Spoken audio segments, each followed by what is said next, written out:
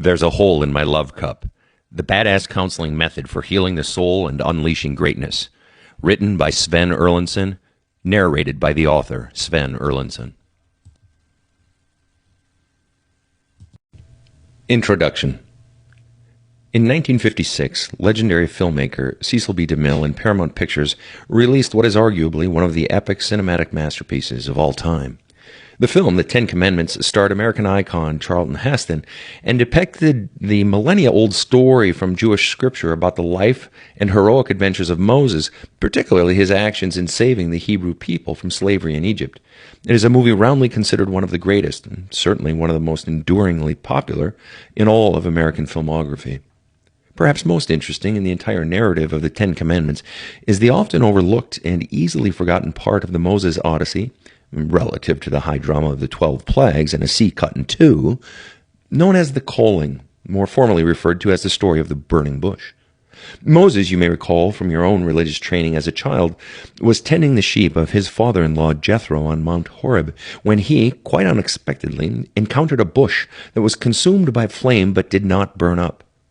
And to the awe and delight of children through the ages, God spoke to Moses from the burning bush. What's most fascinating, relative to the purposes of this book, however, is not that God spoke to Charlton Heston, or Moses, through the burning bush, or even that there is a God at all, though that is kind of a biggie, but what God said in that moment. For it dictates precisely both the ethos of this book and the most frequently missed necessity for great relationships, be it relationships with one's partner, one's friends and family, or, most significantly, with oneself. In that moment of divine revelation, the very first words God speaks to his soon-to-be new messenger are not the unforgettable calling itself, go to Egypt, set my people free, but a conversational precursor, a simple command for recognition of the power of the physical space Moses was now occupying. Moses had just stepped into the presence of the divine. As such, protocol changed.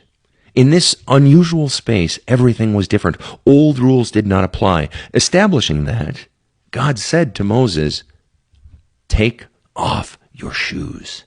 This is sacred ground."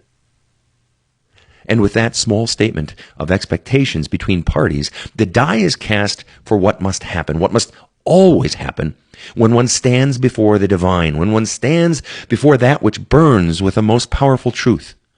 One of the great mistakes made in relationships is the failure to recognize when one is standing before the very gods themselves, the failure to recognize when one is about to walk into and onto the sacred ground of another person. It is at the moment that one person opens up the doors to the darkest corridors of the soul, revealing the presence and voice of the divine speaking from within, that the other person must remove her shoes, that the other person must tread gingerly, fully acknowledging and living in the sacredness of what is being shared. It is in that moment that the dreams, fears, burdens, aspirations, and wounds that are unique to that individual are brought forth, that the one being trusted with these revelations must grasp and fully acknowledge the gravitas of this situation. The biggest mistake people make in relationships is that they treat the sacred as banal. They treat conversations and topics of holy ground as just another grocery list or just another daily conversation. There's no shift in countenance or comportment, not to mention communication. It falls on the one sharing deepest truth to indicate for the listener that this is indeed sacred ground and needs to be treated as such. And it falls on the hearer to remove his or her shoes, metaphorically speaking, to begin to tread ever so gently. Far, far worse, however, and at the root of all other problematic relationships, is that most people do not treat their relationship with their own self, with their own soul, as anything more than an afterthought. For most people, relationship with the true self is something to be done after security is established, the house is built, the children are born and grown, and the bank account is stocked. For it's usually about that time, somewhere in their 30s, 40s, maybe 50s, that they realize how much life they've missed, how disconnected and unhappy they've become. It manifests as depression or anxiety, general malaise or discontent, but it's there. And it has grown and grown over the years because they've never treated their own soul as sacred, giving it the homage and the discipline necessary for its expansion and fertility. They became empty inside. Sadly, it's only when the soul has grown empty and arid that its significance is recognized. Often, a grief over the loss of time and life follows in its wake. This book is entirely about that sacred ground of the soul. It is about the depth, gravitas, fear, and longing that are at the root of your madness, your scheming, your obsessions, your depression, your anxiety, and that incessantly churning mind you so wished to shut off. The fundamental operating principle of this book and my life's work is that at the core of the soul, your voice and the voice of the divine or the universe or God or higher self are indistinguishable. The still, small voice speaking from within, when heard, is the only true and lasting source of joy and peace in life. Yet most people have never heard it. They cannot hear it. The sacred space of their soul has forever been cluttered with the garbage and false messages of everyone, particularly, curiously, the most well-intentioned of parents and significant influences. When this still small whisper of the divine is unheard and blocked by fears and negative beliefs, life becomes nothing more than anxiety, depression, and a mad desire to forever seek escape in one form or another. But when the blockages are removed, when the clutter of decades of fear and debilitating lies are removed, the soul breaks forth, enveloping the host body and mind, and manifesting in an external life of great joy. For the person who has the courage to clear the dross and commence a real relationship with their own self, the reward is an integrated life. Outer and inner become indistinguishable. No longer is there a grating mid-chest between who you are and who everyone else sees outside. Depression and anxiety float away, which are the result of that grating of inner and outer worlds. Your soul, which has been fighting to be released onto your life, is finally set free, no longer constrained, and joy follows. Peace follows. Lightness of being follows. Great things, great actions, great callings, great purposes, grand endeavors, all follow. The sacred space of your soul is the Alpha and the Omega. Everything begins and ends there, down where your beliefs reside. Not the beliefs you hold, but the beliefs you don't even know you hold. The beliefs that are controlling your life. More on that as we go. Heal it, and you will never be the same. So please, let me help you do so. Lastly, a few quickie notes. I don't care what you believe about God or the gods, the universe, higher power, or what have you. That's between you and your God or your own self. I have clients who are atheists, agnostics, Orthodox Jews, hardcore Christians, avowed Hindus, pantheists, panentheists, and more. I use God terms interchangeably with soul. You'll understand as we go. This book is 2 books. The main body and then bonus tracks in the back that are recommended at the end of certain chapters. The bonus tracks of this book, for audio purposes, will be read after all of the chapters have been read. I've added journaling, reading, and specific song recommendations at the end of some chapters to expand your interaction with the meat we are chewing on in that particular chapter. Lastly, this book is based on 25 years as a spiritual counselor, which were, in turn, based on the previous 25 years as the son of a pastor father and spiritual counselor/educator mother, as well as 4 uncles who were clergy. Additionally, my bachelor's degree and my master's degree are in religion and spirituality and mathematics. Quite literally, spirituality is my entire life. This is what I do. This is who I am. My life has been about finding the patterns in human spirituality and what it takes to bring healing to bruised and broken lives. A very large portion of my life's work and what I cover in counseling with clients are in this book. I liken this book to back in 1988 when the game show Wheel of Fortune started automatically giving contestants in the bonus round the letters RSTLNE in their puzzles, because most contestants already guessed those common letters anyway. I'm giving you here what is nearly always covered in my spiritual counseling work, so that my clients may be prepared before we even begin our work together, and so that non-clients may do much of the work themselves. So come, let us find you some peace, some clarity, some power, and a whole lot of happiness. Skål. Author's notes. It is important to understand when listening to this audiobook that in its original form it had two primary sections, the body of the book, and then a series of bonus tracks at the end of the book. A reader would come to the end of a chapter where it might recommend, go now for extra reading to bonus track 6. Or at the end of, let's say, chapter 44, it might say, go and read bonus track 13. I have included this note now simply so that you would not be thrown during your listening to this book. With that being said, I hope you enjoy the book very, very much and that it challenges you, pushes you, stretches you, grows you, and helps you to finally find the love, peace, purpose, joy, and aliveness that you've been seeking. Have a kick-ass day.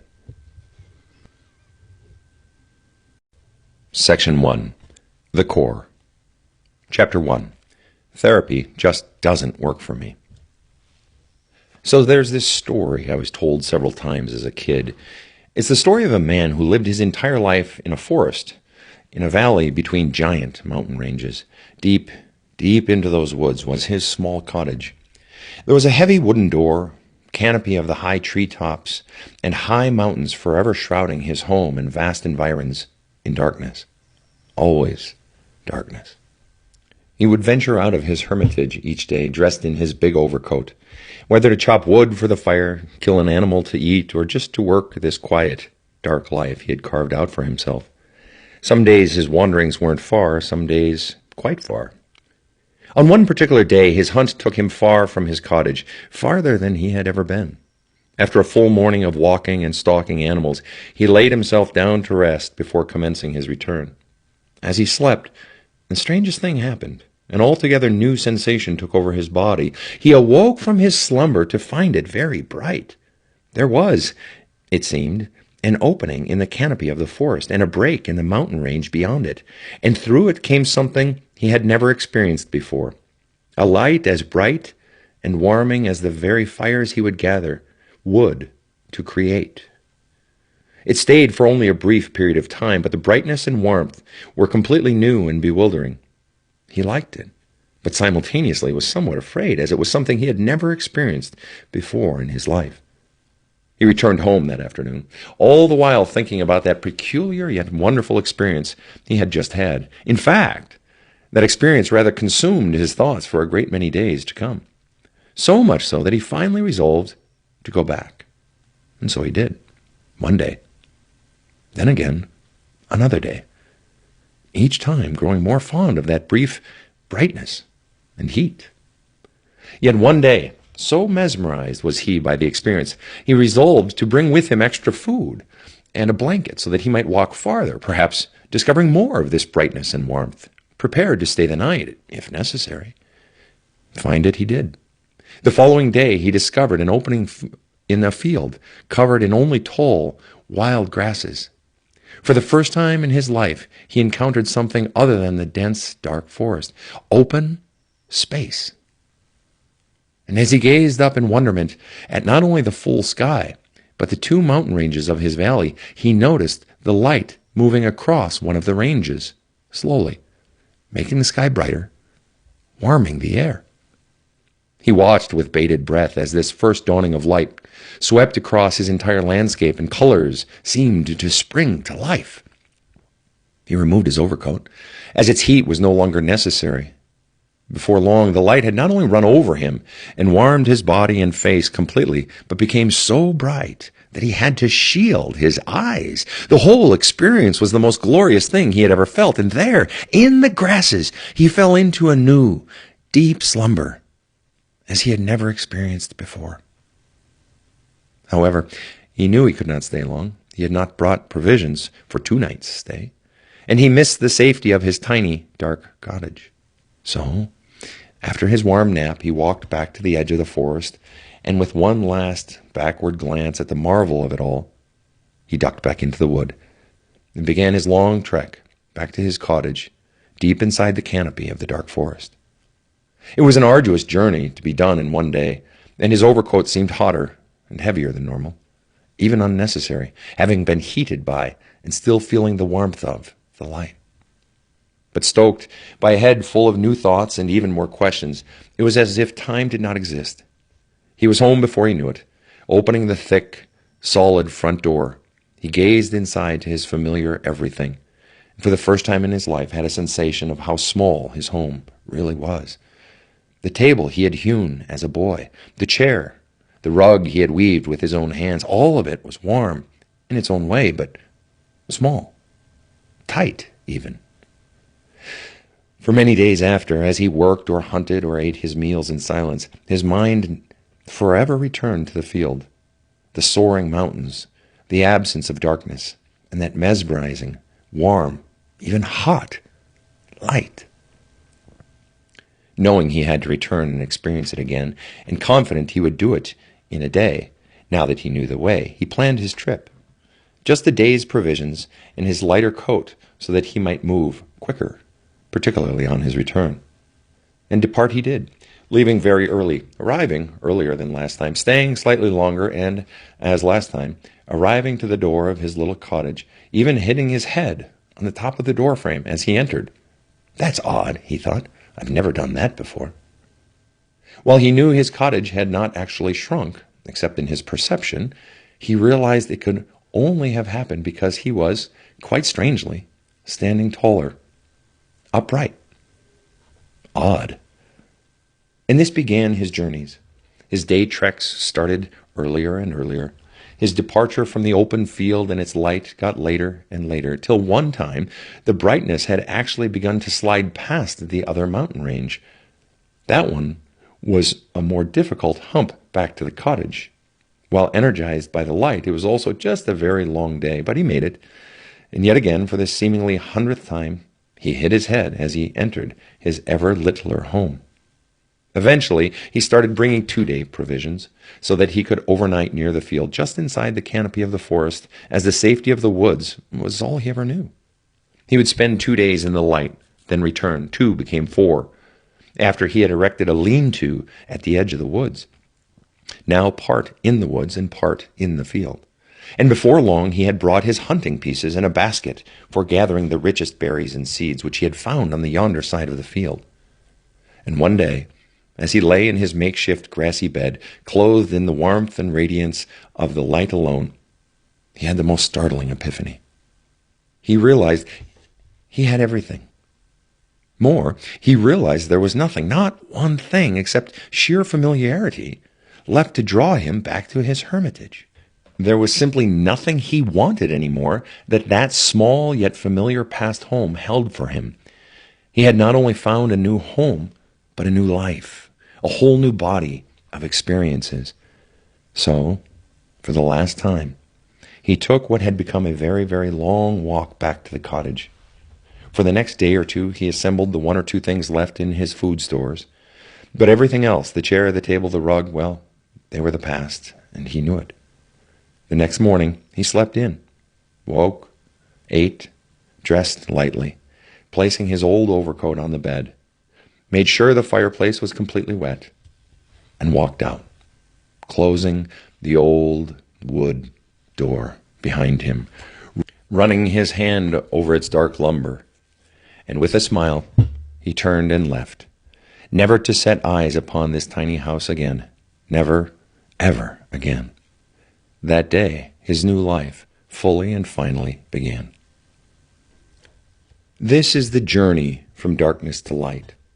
This is what it is to finally come alive in this lifetime. Done rightly, this movement from a life of darkness to one of light is what the therapy experience is supposed to be.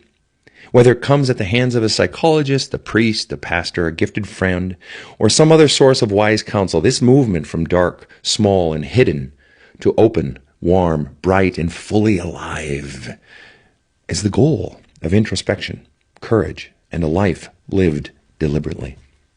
Unfortunately, there seems to be a dearth of people, whether professional or lay, who possess both the personal experience and the sheer capacity to transform others, to facilitate movement from darkness to light.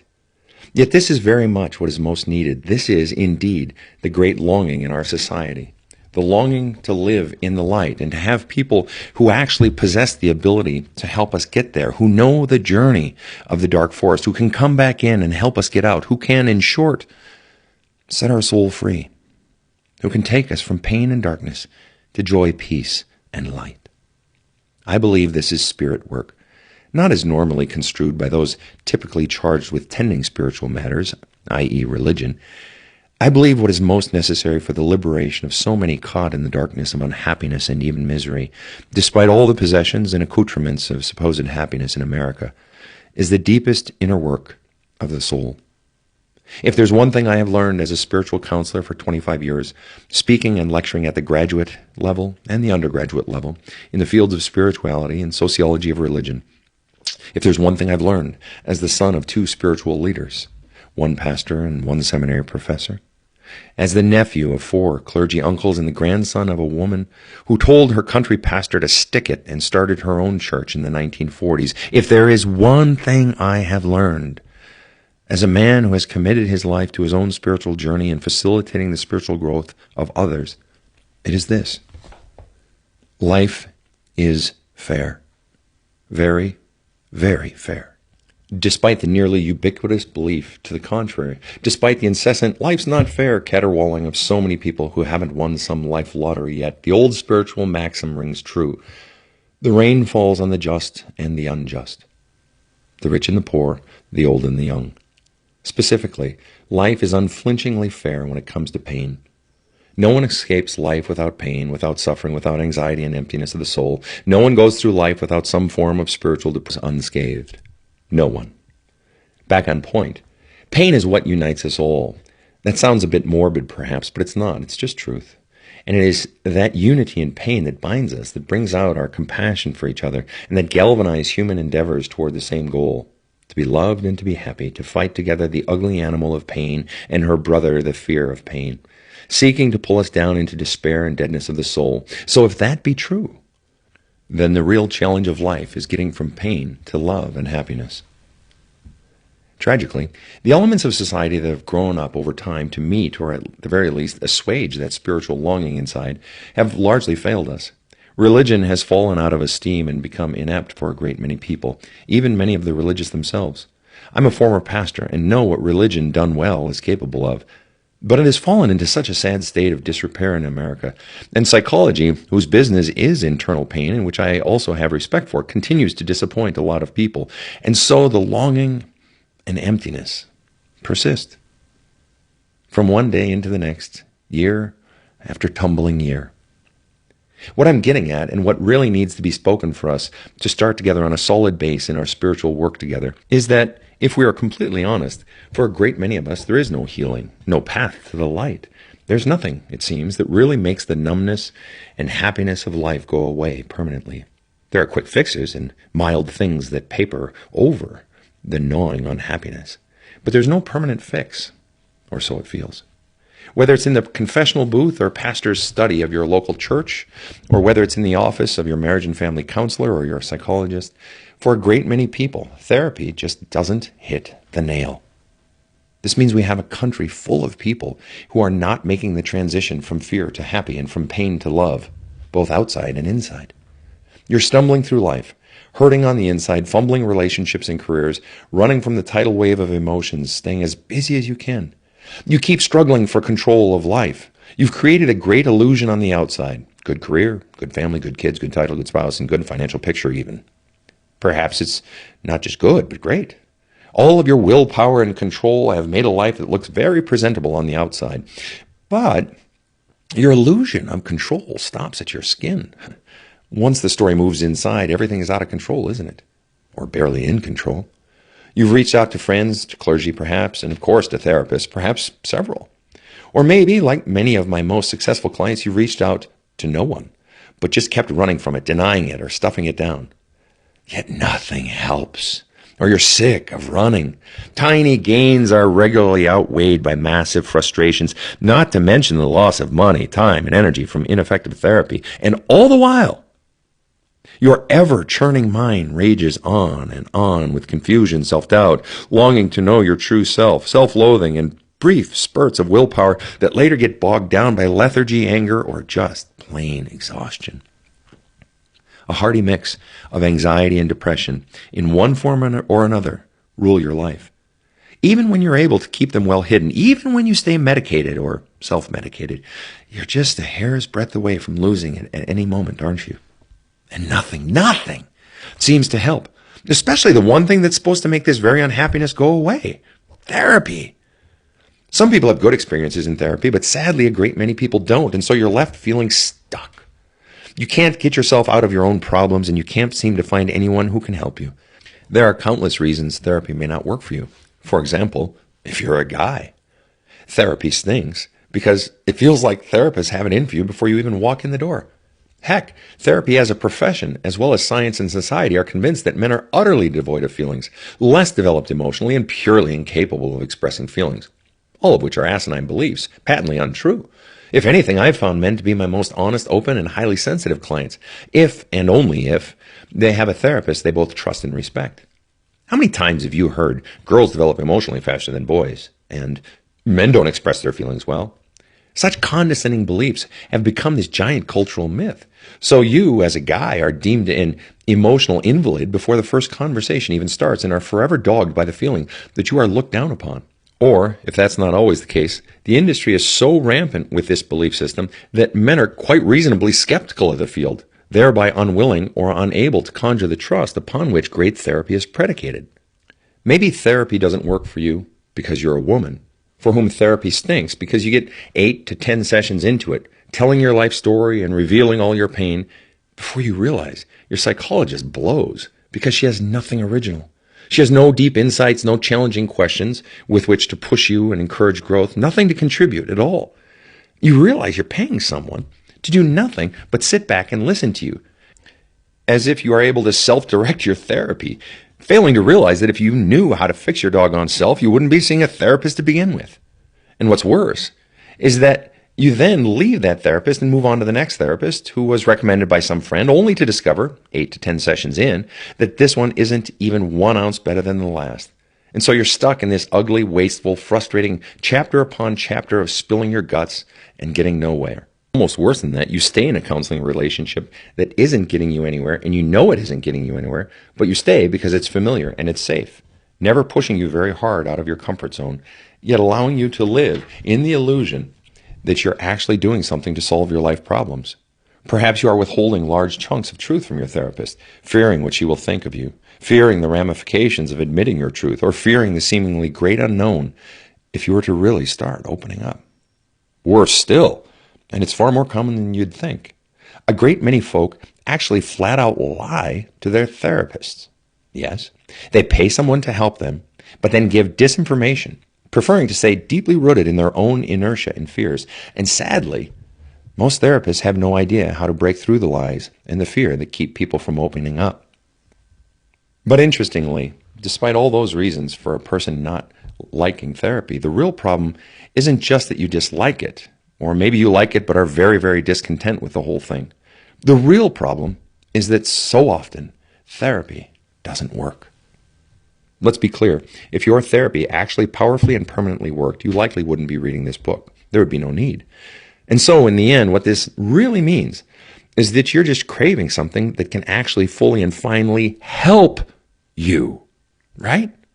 I mean, isn't what you really want more than anything to be over the crud that you know is there in you and in your life? Isn't what you really want to be healed finally and definitively? Isn't what you really want to know peace, no purpose, and no clarity of life, and to know actual happiness when you wake up in the morning? Well, I'm here to tell you it's not only possible, it's quite doable, and doable with some measure of speed. But it means going into some heavy stuff, perhaps the very stuff you've been avoiding your entire life. You know, the stuff you've been running from. Because until you look at, sit in, and deal with the real stuff of your past and your life and your fears, you ain't never going anywhere. Ignore the double negatives, please, throughout the book. You'll get the point. You're going to stay stuck, just making new iterations of the same problem for years, for decades, and you'll get into your 50s, 60s, and 70s with nothing more than resigned regret. And truth is, you don't want that, do you? Of course not. You want life.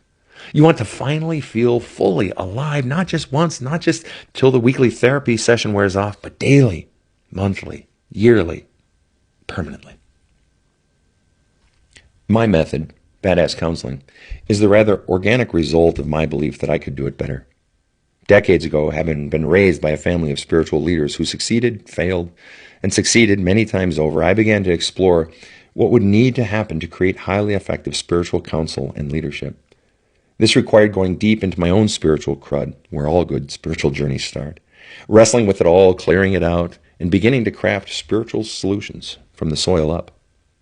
My method is nearly 3 decades of work condensed into a very tight, very fast, very overwhelming, and very effective technique for taking very highly successful individuals, couples, families, and even organizations, groups, from pain to happiness, from fear to love.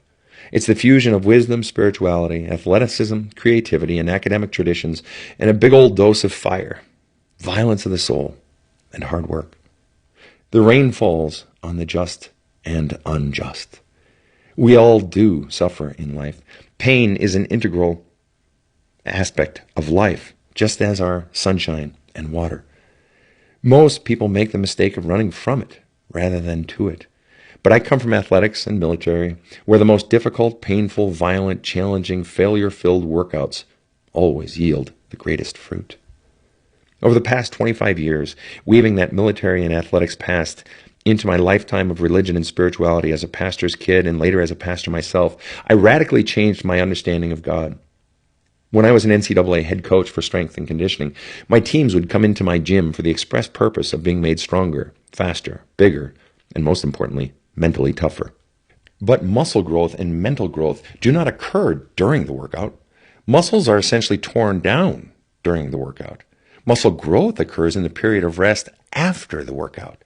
But if the athlete, whether novice or professional, is not first taken to failure, fatigue, and extreme hardship, the athlete will not ever become stronger, faster, meaner, and bigger.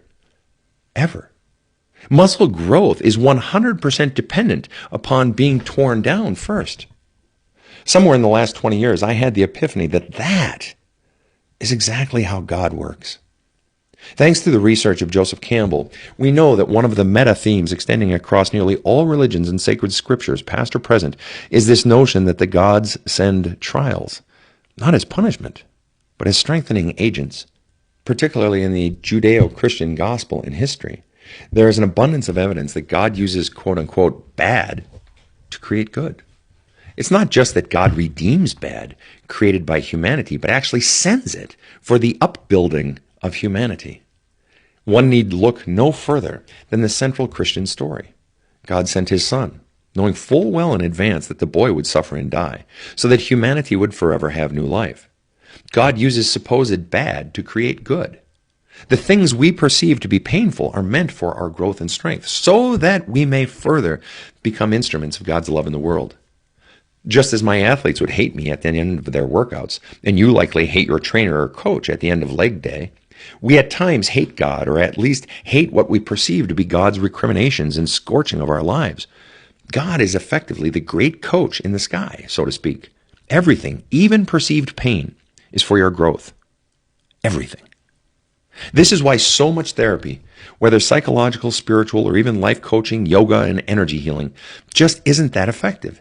Either it fails to go deep enough to the root sources of an individual's pain, which are usually found in childhood, or it seeks only to release the physical and emotional pain associated with the initial wounding. But the point of soul work isn't the pain you experience, but what that experience taught you about yourself. It's not enough to release the pain. Yes, that is important.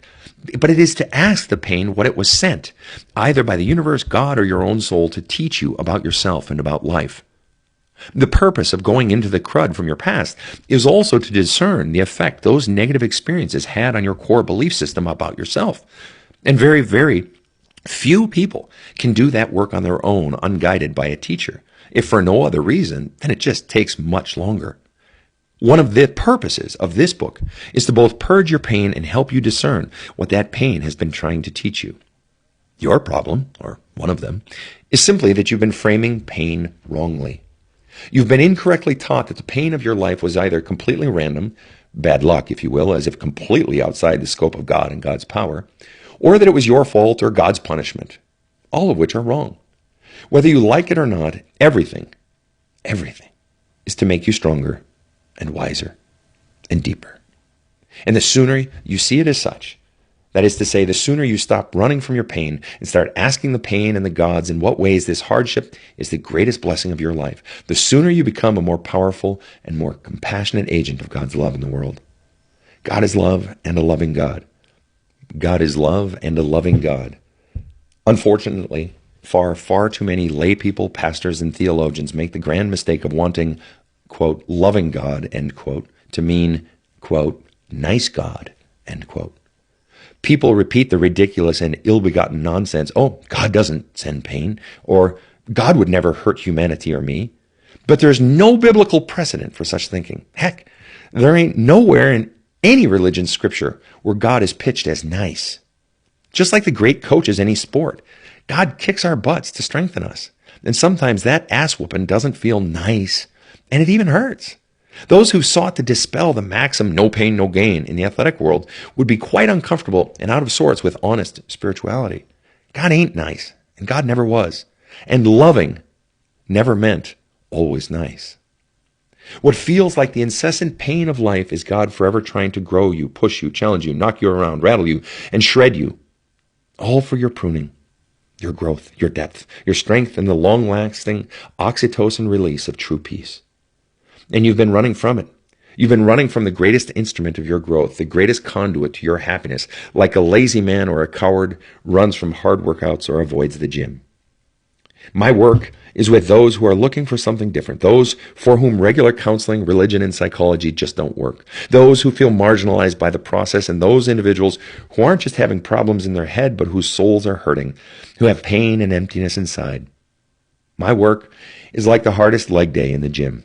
Painful, especially in the beginning, but immensely fruitful after the crud and pain are cleared away. And lastly, my work is with people who are looking for a counselor who is, on a personal level, a different animal. Not your average counselor type, not your average spiritual type. For again, any good counsel grows out of the woman or man herself. Who she is, where she has been, the dragons she has slayed, and the wisdom she has mined from her suffering. It's a bit of that when Harry met Sally old one-liner, I'll have what she's having. People want the peace, power, purpose, and happiness they see lived in the life of a great counselor. Would you take investment advice from someone even poorer than you? Training advice from someone even weaker or slower than you? So why, for the love of God, would you take soul advice and life counsel from someone whose message is canned from a book and clearly not implemented in the person's life? So I'm asking you to take a ride with me. Trust me. Let me carry you. Open. Do the stuff I tell you to do. Read the books and listen to the songs I tell you to. Meditate on what I lay before you. Hear my words, and above all else, have the courage to go into yourself and sit in that which you formerly run from. As you do this, begin to feel your truth. The goal is to begin to be, say, do, and become that which you truly are. Do not let the pain you have experienced become your reason for distrusting the universe, God, soul, work. For everyone is suffering, not just you. Pain is universal. What you do with it, specifically what you let it teach you about life and yourself, is what determines the trajectory of your life and the power of your communion with the spirit of the universe as it whispers to you from deep within your soul. To finally become your truest self and find your greatest happiness, you must let go of the not-so-great life you've been holding on to. Not just the pain, but the fears and the craving for security above all else. You must allow the grasp of that which is merely familiar to release you, to find and live in the light and the warmth. You must let go of the neurotic longing for control. You must let yourself fall into the arms of the universe. It is speaking to you from within, always has been. And life doesn't truly begin until you begin to listen to that quiet inner voice and trust it. Trust what it's leading you to. Trust what it's leading you away from. And trust that, no matter what happens, you'll be okay. Once you have the courage to trust, you then have the courage to be, say, do, become, have, and believe that which you truly are. And that's when everything changes, and stuff begins to fall out of the sky, stuff you can't even begin to imagine. I've seen it daily, weekly, consistently, both in my own life and in the lives of nearly all my clients. I know it sounds hokey as heck, but I see magical, completely unexpected stuff happen in clients' lives as they clear the underbrush of the soul and begin to live their truth. Once you break through that wall that is fear of revealing who you really are to the world, amazing things begin to happen in the most unexpected and glorious ways. Throughout the course of this book, I'll be offering songs for you to buy and use as part of your reading and meditation process. This is heavy stuff we're chewing on in this book, and sometimes getting the messages through music has the effect of feeling them more deeply, experiencing them more profoundly, and engaging them more meaningfully. In that vein, I commend to your listening pleasure and spirit the work of the powerfully intense music and lyrics of Evanescence. Please find and listen to the song Bring Me to Life. Lastly, I have a journaling recommendation for you. And now is when we get into some really deep work. Take out a pad of paper and pen, or sit at your laptop, or perhaps even thumb type in the notes section of your cell phone. I'm a big believer in pen and paper, but call me old school. We're going to do some heavy journaling here.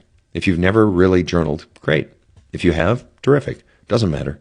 What we're getting into isn't journaling about the color of the sky and how pretty the trees and flowers are today. What we're journaling about is the real stuff going on inside you, the stuff you've been running from. Until you reach the state of lasting bliss, you ought to be journaling daily. Heck, multiple times a day if you can. And remember, grammar, punctuation, spelling, doesn't matter. The simplest way I have found to get my mind going when journaling is simply to write a question at the top of the page, then spend a page or 10 fleshing out my answers to that question. Just keep journaling until your mind and soul are empty, or until a new or deeper question comes up. Then go in the direction of answering that question, or even coming back to a question from days or weeks earlier. There are no right or wrong answers, as long as you're flushing out your feelings, not just your thoughts. Both. Just keep flushing it out of you. And there are certain default questions you should always be coming back to, even if the questions of the day were something completely different. Keep coming back to the following questions. 1. What do I really, really feel about this, if I were to be totally honest? 2. Why? 3. What's really eating at me about this situation? 4. Why am I so angry, so sad, so afraid? 5. What's the single biggest and most powerful fear driving this whole equation? 6. Is there one person I'm having strong feelings about? Who? 7. What are those feelings? Anger, love, happiness, frustration, disappointment? 8. How is this hardship or pain I'm experiencing the single greatest blessing that could have ever happened to me? What are the gods trying to teach me with this pain? What am I still not learning or still resisting that the ongoing pain keeps trying to get through to me? And 9. In what ways am I feeling called to be an instrument of stronger love and compassion in the world? How has the past pain, the past workouts in the spiritual gym with the badass coach in the sky perfectly prepared me for the work ahead? But for today's question, here in Chapter 1, at the top of your page, I want you to start with either these few questions or just put each of the questions at the top of a different page and simply journal and journal until you're done for this day or this moment. Question 1. In your journal, list the 5 most persistent irritants in your life. These are not the giant pain sources in life. These are the incredibly small yet ever-present drains on your focus, energy, or happiness that are always there. 2. Now, write out why each of these is such an irritant and how your life would be different. Be as specific as possible if each of these, item by item, were not in your life. 3. Next, tell me the story in your journal of the single most traumatic event of your life. Use as much detail as possible, as well as the most graphic, strong, even offensive language you can, if that is what you feel when writing it. And 4. Lastly, journal out the one decision, above all else, you most regret making in your entire life, and why. Chapter 2. Becoming Truest Self and Unleashing Greatness.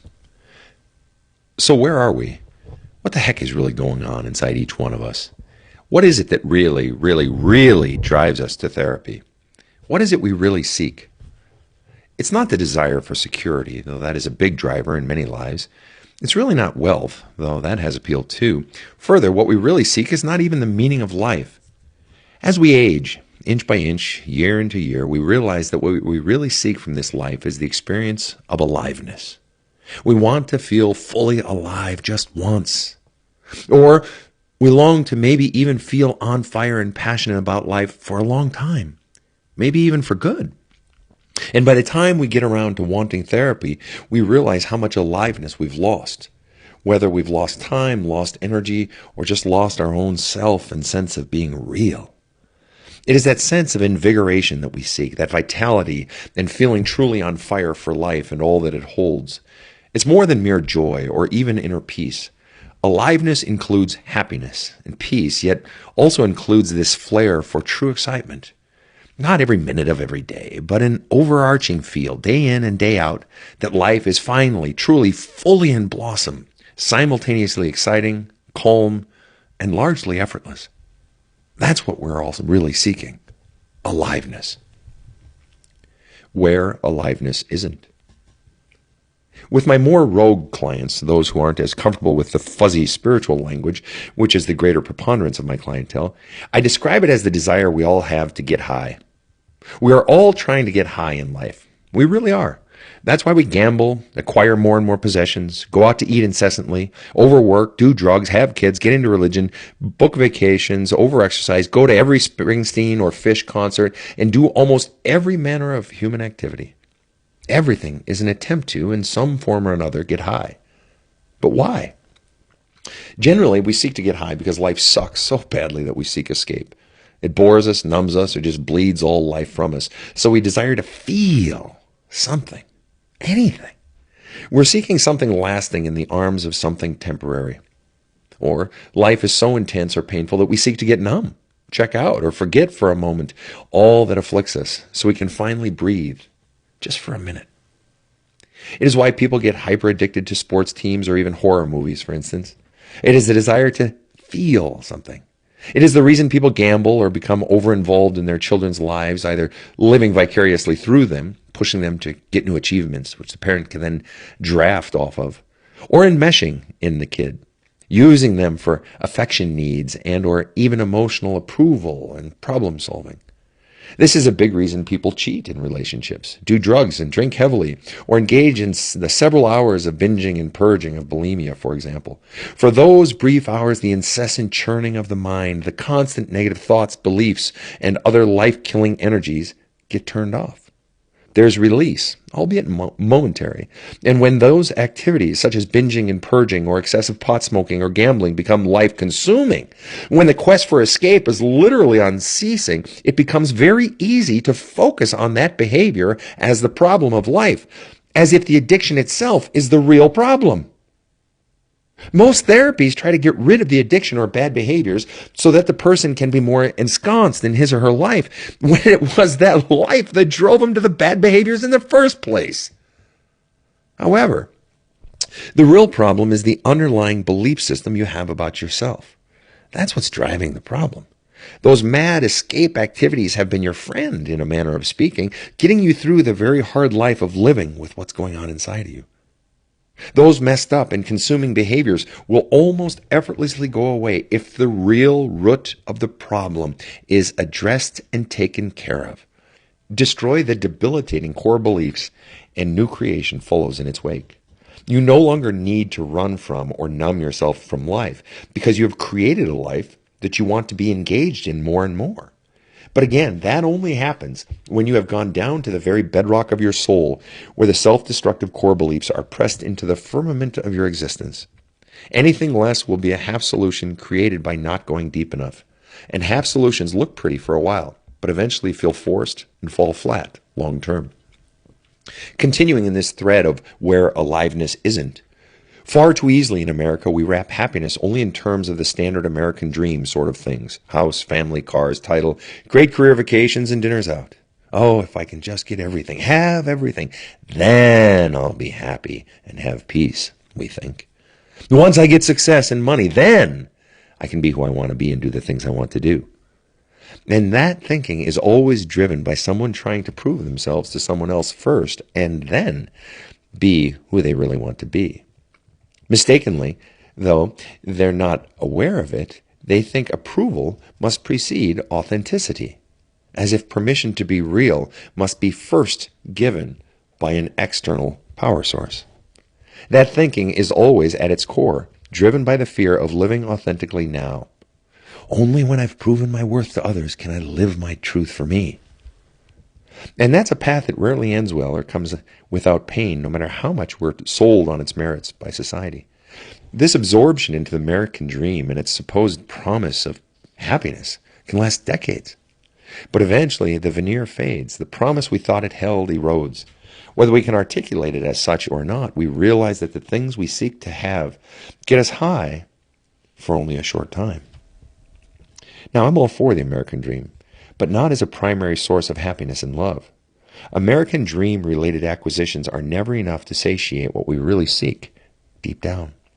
One of the grand cliches in my work is the number of people who have the house, boat, title, vacations, great kids, great spouse, great career, etc., and are yet utterly empty inside and numb. We long for aliveness now. Yet very young, we begin getting our wings clipped, bit by bit, year by year. People want to rein us in, control us, make us easier for them to tolerate, deal with, or manipulate to their ends. But our soul calls out to us each day, longing to be set free, longing to fly at full wingspan, longing for that lasting happiness and peace today, now, in the present, not in some distant future. Essentially, the soul is calling you to proclaim and live your worth now, rather than waiting to somehow gain approval and worth from some arbitrary figure from your past or present. A waiting that rarely yields the fruit it desires. And the simple truth is that it ain't nobody else going to fall in love with you till you fall in love with you. Not only that, we seek flow, that feel that life has picked up positive momentum that carries us along, that we no longer have to grind the pedals one more crank to get the bike to move just a few feet more. Hangover versus carryover. What we further discover with age is that nearly all of the attempts to get high end. We seek something lasting, but keep running into highs that burn out. And more often than not, we crash. There's a hangover. Whether it's gambling, cheating, smoking grass, boozing, absorption in your children, excessive fitness or yoga, sports obsession, or just about anything else, there's always a hangover, a come down, or a grand letdown. The high, it seems, never lasts. We discover that what we really want is a high that has no hangover, but has carryover from one day to the next. Perhaps even from 1 year to the next. And if we've really done our life homework, releasing the pain of the past and changing our core beliefs, we no longer need a high that enables us to escape the past. We grow quite content with a high that is not so sharp and vertical, perhaps less high but more enduring and lasting. We seek that vigor and excitement with flow, with inner calm, and without the crash. That desire to never come down is what drove the escalation of your obsessions in the first place. Always more, always higher, always something to drag you out of tomorrow's inevitable crash. The desire for a high with carryover, that carries over from day to day without hangover, is what we all seek, whether we're consciously aware of it or not. And it is not only possible, but necessary for feeling like life is well spent. How? A sense of true aliveness in this life is very doable, but it demands doing a bit of work. 3 things in particular. First, every piece of your past that created the crud in your soul is a memory, right? But each memory has an emotional charge, either positive, negative, or neutral. Sort of like every atom comes with a charge. That's why some memories come with positive feelings, some have the power to make you feel yucky, and some are just memories, thoughts, without any affect or feeling at all. And it is the charge, not the memory itself, that is doing the damage to your soul and life. Negatively charged memories have a weight to them that drags you down from the inside. The greater the accumulation, the greater the heaviness. Thus, the first step toward aliveness is to decharge the memories, to remove the negative charges they carry.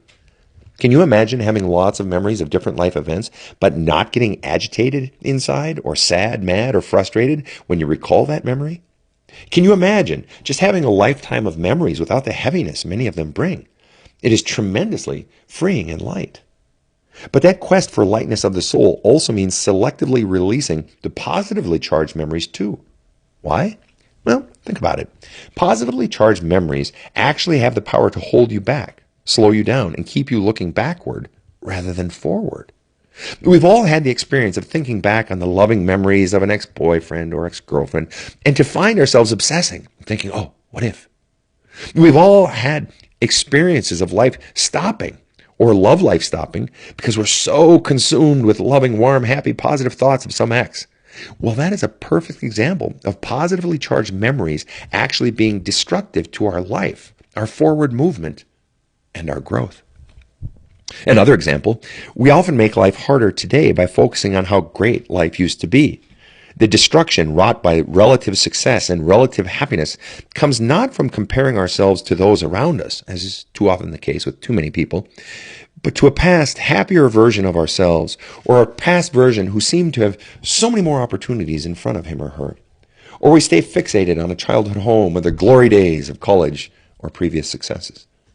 Second, and far more importantly, true aliveness demands destroying the impact of those past negative experiences, particularly the impact of your core beliefs. This is huge, huge. Your core beliefs are fundamentally the operating system that drives your entire life, whether you're aware of them or not. Most people aren't. We have stories, memories, and values about life that we remember, know, and consider part and parcel of our being and existence. But below that are the imprints, beliefs, and non-memories, that is, events that occurred and messages that were received, but none of which are remembered or consciously understood. And it is these that are innate to who we are, but are completely unknown to our conscious mind. Unearthing, identifying, and hopefully changing these core beliefs requires either a spiritual, not religious, spiritual or a disciplined commitment of time and energy to do it oneself, using proper tools. However, the absolute core and most important element of spiritual counseling is the changing of one's core beliefs. Without the most fundamental change, nothing else changes or even matters. Third, moving into a state of true aliveness also demands living in full concert with your own intuition, tuning into your body, your feelings, and what feels right inside of you, no longer allowing your power source to be outside of you and someone else, be it parents, spouse, boss, children, friends, or society. It is to finally be governed by the quiet whisper of your soul, and not the fears tumbling around in your head or the negativity and expectations of those around you. At the core of your being is your truest self, and down there it finds union with the pulse of the universe itself. Whether you're aware of it or not, what's most missing in your life is a relationship with your own self. This is spirituality. To know your own spirit, to fully commune with your own deepest and truest self is what it means to finally be fully alive. Deadness comes from disconnect from your true self, as written on your soul. All the external trappings of life cannot come anywhere near the life satisfaction that comes from full communion with the spirit of the universe lying deep inside of you, whispering in a voice indistinguishable from your very own. Finding the patterns. For decades, I have counseled some of the world's wealthiest people, as well as street people. I have counseled faculty at the top universities in the world, as well as struggling teens and 20-year-olds, top Olympians and the physically infirm, the boldest and the most afraid, the oldest and the youngest, the intrepid and the intimidated, the successful and the struggling, as well as couples struggling so valiantly to save or fight for their relationship. Additionally, 30 years ago, I was a math major and religious studies major in college, and my master's degree is in divinity, spirituality. If there's one thing my math, science, history gave me, it's a nose for patterns. And if there's one thing the decades in spirituality and religions brought, it's my love for the human soul. This book is a compilation of the patterns I've seen in human nature and neglect of the soul. My whole life, including my own deepest inner work, is about seeing patterns in the human experience and using these to bring people into greater experience of the spiritual side of life, which starts and ends inside and which is tapped into through your intuition. It is found in solitude, quiet, times of reconnecting to your own source energy. It is this spiritual side, and only this side, that has the power to yield the true fruit you seek. Flow, happiness, peace, carryover, aliveness. For that truly is the point of it all. Lastly, I know you feel weak. I know you want to give up. It's not time. No, not now. It's time to change you. It's time for me to give you what I've been given. It's time to turn all that crud around. Now, today, this week, this month, it is time. Song recommendation. I love this kick-ass song of hope and the great opening of the soul. Download, I beg you, and dig into this upbeat tune and monster lyrics of Unwritten by Natasha Bedingfield. 2, Download Till I Collapse by Eminem. It's great on YouTube with the video from the Real Steel movies, but the song by itself is monster. Bonus track 1. The root of all depression and anxiety. The thing you have to understand is that basically all spiritual unrest manifests as one or two of two things: depression and or anxiety. In other words, whatever is actually going on deep inside you is one thing, but how you experience it, that is to say, the way you know there is a problem, is as either depression or anxiety, which can feel like fatigue, lack of unrest, never-ending churning of the mind, apathy, numbness or nervousness, busyness, agitation, fighting, lethargy, hopelessness, unrest, etc. And you know it's bad when it just doesn't stop, persisting for months or even years and decades. And the belief of badass counseling, which is my method for spiritual counseling as opposed to psychology or religion or life coaching, is that this is not a result of your immediate life situation per se, or even because of some chemical imbalance or bad behaviors, but in fact, it causes those things. My belief in the core of my work is that depression and anxiety invariably result from someone living two lives: who they really are deep down, and who they're trying to be on the outside to either win praise or avoid criticism. The root of nearly all depression, in fact, the great fear of every person, is the sheer terror of showing the world who I really am. Because if I show you, you may not like me, you may reject me, you may do or say something that would hurt, just as it hurt so much as a kid when I expressed myself and was gunned down, intimidated, criticized, or in some other way hurt. Rather than relive that hell of showing the world who I really am, it's better to keep who I really am, my authentic self, locked inside. Thank you very much. Of course, the downside of that way of living is that there's forever this grating, this massive internal tension and unrest about midway between your chest and your gut, where the external world you're trying to force into your whole being meets the truth of your internal, eternal self and soul rising up from deep down. There the two meet and grind in a forever dissonant and painful scraping, like tectonic plates below ground, forever creating earthquakes on the surface. And so, the depression and anxiety grow out of living this fake external life. And when we try to live that way, the soul grieves and bleeds any hope for future aliveness. Further, the soul and life energy of the individual are so greatly taxed in trying to keep up the facade that the soul requires constant rest, both to keep things going, but also to mourn another day of truth lost, another day of self gone to the wind. Yet the mind will scurry through days, feverishly trying to generate success of some sort, always success, to make you feel important, feel like, and believe you are somebody, when inside you think you're nobody, nothing. That scurrying is the anxiety, the ever-present fear of nothingness, while trying to force somethingness. There's a third way in which a life unlived manifests itself, and that is lack of clarity. Yes, there's depression. Yes, there's anxiety, but this is often the real whopper. I find that a great many of my clients seek not only the experience of feeling at peace in their being and fully alive in their experiences, but also the experience of a quiet mind. A mind that is not forever churning and churning, forever trying to solve the whole equation of their unfulfilling life. It is this churning, this feeling completely awash in one's own untangleable thoughts, fears, drives, and wants that leads to all manner of maladaptive, inappropriate, or destructive behaviors.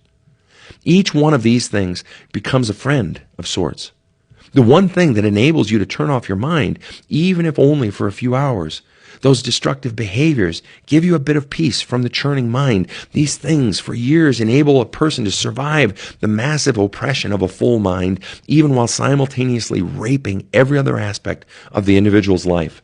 From draining bank accounts to blowing up relationships, from oppressing one's own children to killing brain cells, from driving you into reclusiveness to generating massive self-loathing, and from cooking your inner organs to, did I mention, bleeding off all your money.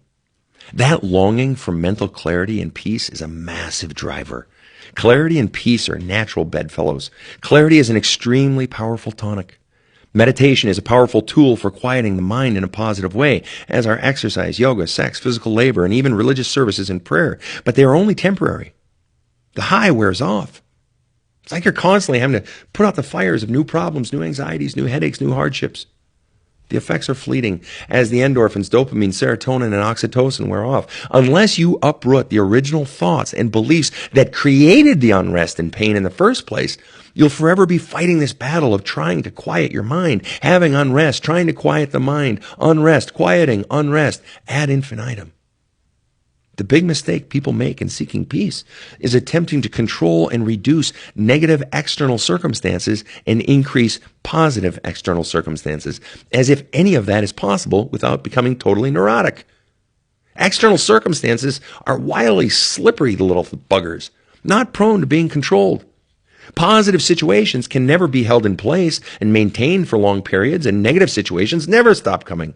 Try to short circuit either or both of those truths, and your anxiety level will rocket through the roof and stay there. Yes, there will always be hiccups, hurdles, and hardships coming at you from life, and thus there will always be anxieties and sadnesses, as well as the need to release them. But the effect of daily anxieties and setbacks is far, far, far less when all of the major life blows are no longer inside of you. The big mistake is going outside rather than inside, or the problem is in looking inside but not going deep enough. In other words, the real and only lasting solution is to control and reduce the internal negative beliefs and negatively charged memories and the cement, which are what's really weighing you down, not your bills, boss, or responsibilities, and simultaneously increase the positive internal beliefs. The only solution is to go down to the level of core beliefs and soul. When a lifetime of hurt is still inside you, it only takes the smallest slight or provocation to cause a lifetime of pain to come vomiting to the surface and spilling out. If you have a mug full to the top with piping hot coffee, literally to the brim, and then you agitate that mug just a little bit, or you shake the table that's underneath the mug, guess what comes spilling out onto whatever or whomever is near? Piping hot coffee. Or add even a tiny amount more of piping hot coffee to that full hot mug, and guess what? Yep, the scalding stuff spills out and burns whomever is near. Yeah. We're always burning those closest to us, not those farthest away. And sure, it feels good to get agitated and spill out some of the burning liquid because it feels good to not have so much burning stuff inside. But there are other ways to empty that mug. Further, if you empty that mug of all the piping hot coffee and then pour in a small or even medium to large amount of piping hot coffee, guess what comes spilling out? Nothing. Because the cup still isn't anywhere near capacity. That's the point. Or if you have a mug that has little to no piping hot coffee in it, it can take a massive amount of agitation and shaking before any hot stuff comes spilling out to burn those people around it. That's the same way with soul pain. Imagine living with an empty coffee mug. No scalding stuff, no crud, no inner anxiety and pain, no deadened spirit. It becomes easy to deal with day-to-day trials and year-to-year mishaps or even deaths and loss without them becoming overwhelming and totally depression-inducing. See, once you remove the originating beliefs and thoughts, peace is inevitable. Once you remove all of the past pain and fears and BS beliefs that were put into you, peace and clarity become inevitable. And thus, any new stressors that come down the pike become very easily manageable because they're not the incessant straw breaking the camel's back again and again and again. But when the mug isn't full of scalding stuff, it can be filled with love and happy stuff. And when you agitate a mug of love, guess what spills out? Love, not scalding pain and hurt. To have not only peace in your heart and joy in your life, but also clarity in the head is a tremendously relaxed yet powerful place to be in life. And it's not only possible, but likely, if you have the courage to go inside rather than outside, to let go of that which is no longer you. And I'm talking mainly the stuff that is in you that you think you're required to carry around. Beliefs and values that are simply not you and are thus creating a massive amount of dissonance in your gut and mind. Life only truly begins when we have the courage to cut from our lives the very deep, true sources of depression, anxiety, and incessant mental agitation. Journaling and book recommendations. 1. What are the parts of you that you're most afraid to show the world? Why? 2. In your intimate relationship, what are the 3 things you're most afraid to show about yourself to your partner? Why?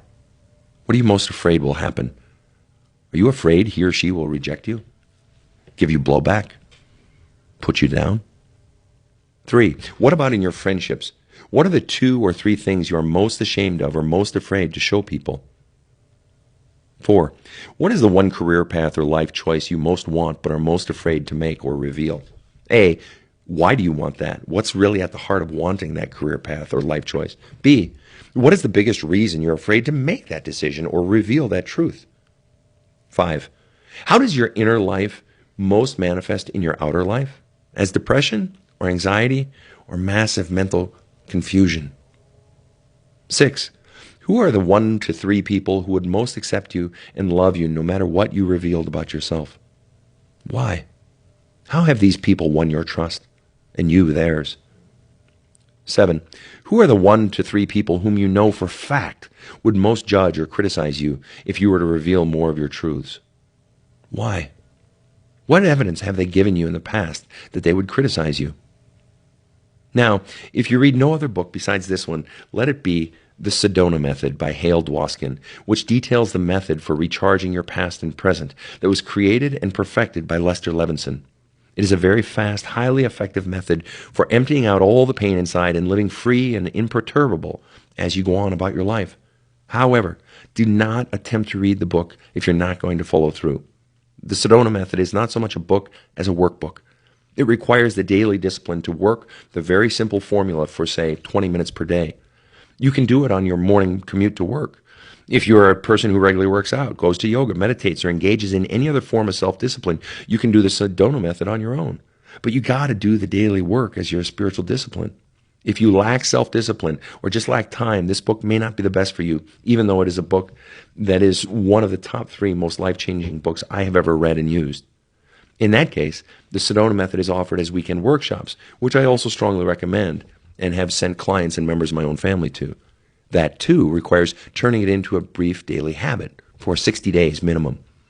But it's easier to keep that habit when you've laid the foundation for it over a weekend with other people and a teacher. So whichever you use, the book or the workshop, I simply cannot recommend this highly enough for decharging internal memories and emptying out the scolding and cruddy stuff from inside. If it is used every day, the Sedona Method can and will change your life.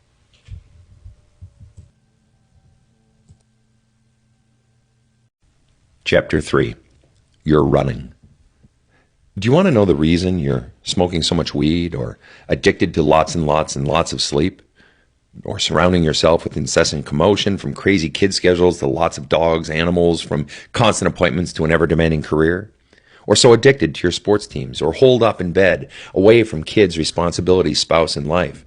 Or having sex with and concomitantly obsessing over another woman's husband or another man's wife, as well as subsequently lying about it? Do you want to know why you're constantly looking forward to the next vacation, trying to constantly get away? Or shopping, and more shopping? Or pasted to the couch watching insane amounts of TV? Or swiping and scrolling constantly? Do you want to know why you're drinking 3 to 4 or more cocktails every night, or working 4 jobs, or seriously ODing on porn? Do you want to know why you're working crazy hours week in and week out, year in and year out? Or betting so much money on football, baseball, and other sports, meanwhile missing family events because you're on your cell or in the other room tracking all the college scores? Do you want to know why you're spending so much time just staying as busy as possible? Or perhaps why you're still caught in the loop of that eating disorder or overdoing the fitness schedule? Do you want to know why you're ingesting crazy amounts of prescription medications, even though your physical health is good? Or perhaps why you're addicted to yoga, going to several classes per day every day, or pushing as hard as you can on seemingly endless caffeine? Do you want to know why you're unwilling and unable to sit still for more than 15 minutes, incessantly in motion?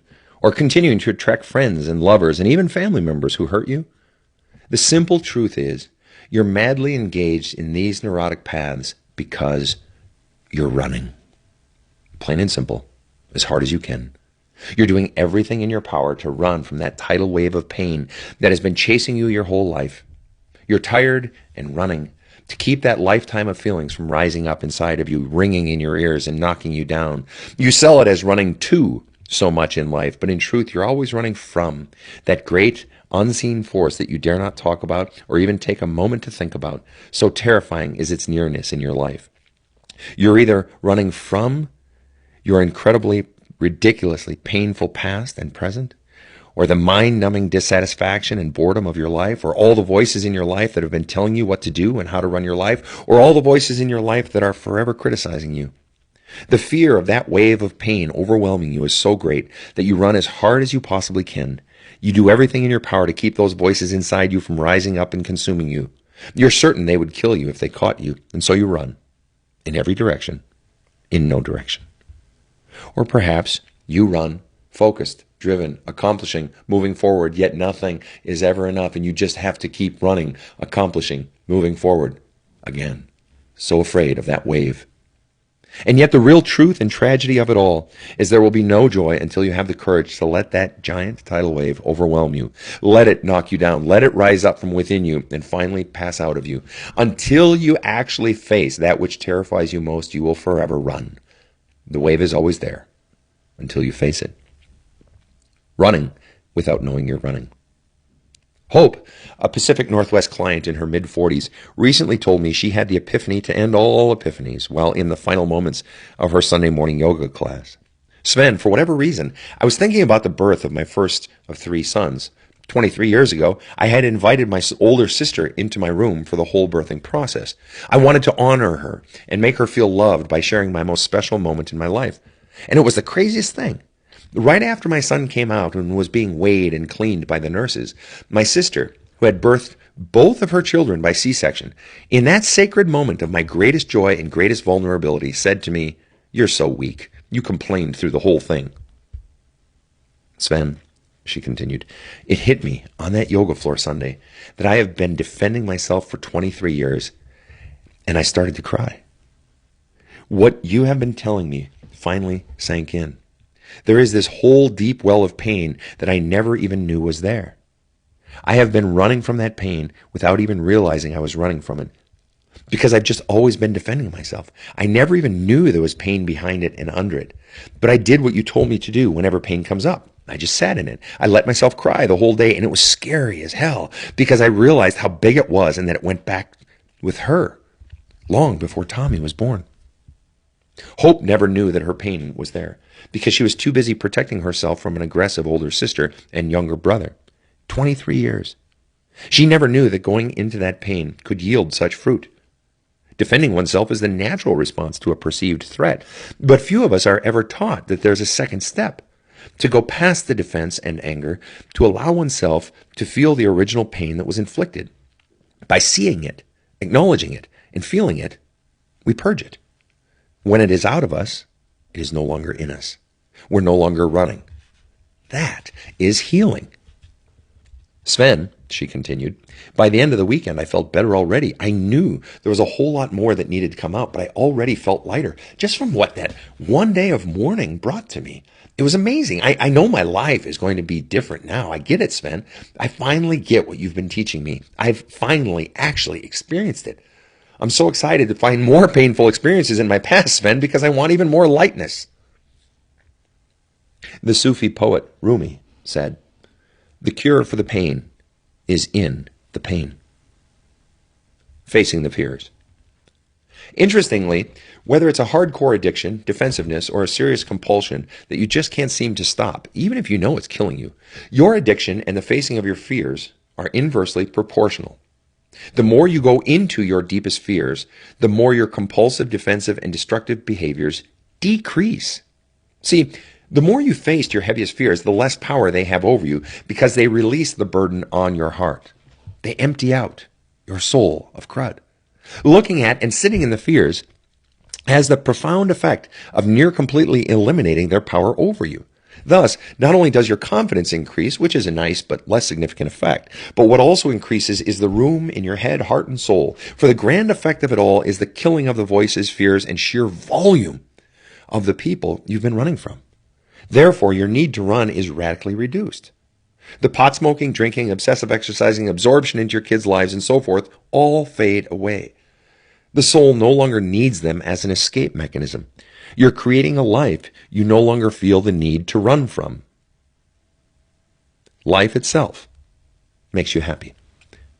On the flip side, the less you face your fears, the more your addictions and or compulsions continue to increase. Also quite interesting in this equation is the fact that just reducing your addictions does not have the effect of reducing the fears driving them, which is a common mistake of those just treating behaviors. Without addressing the underlying fears and core beliefs, nothing changes in the long term. Worse still, there is no external reality that can make the internal reality permanently go away. Read that again. There is no external reality that can make the internal reality permanently go away. One of the great myths that keeps you stuck in unhappiness and fear is, gee, if I can just change my external circumstances or get more of everything, money, love, security, fame, respect, possessions, then my inside reality will change. The tidal wave will go away. That really is one of life's greatest disappointments and shocks. No amount of stuff or experiences can, in the long run, make that hole inside full or make soul pain disappear. Most people don't experience the truth of that until middle age, and it is a brutal, brutal teacher. You realize you've spent decades pursuing a myth, spent your life on a path that holds nothing at the end. Sure, had some fun times along the way, and perhaps even provided you a decent living, but that gaping hole inside, or that gnawing truth you've been running from, is still there, waiting for you like an old foe waiting to be vanquished.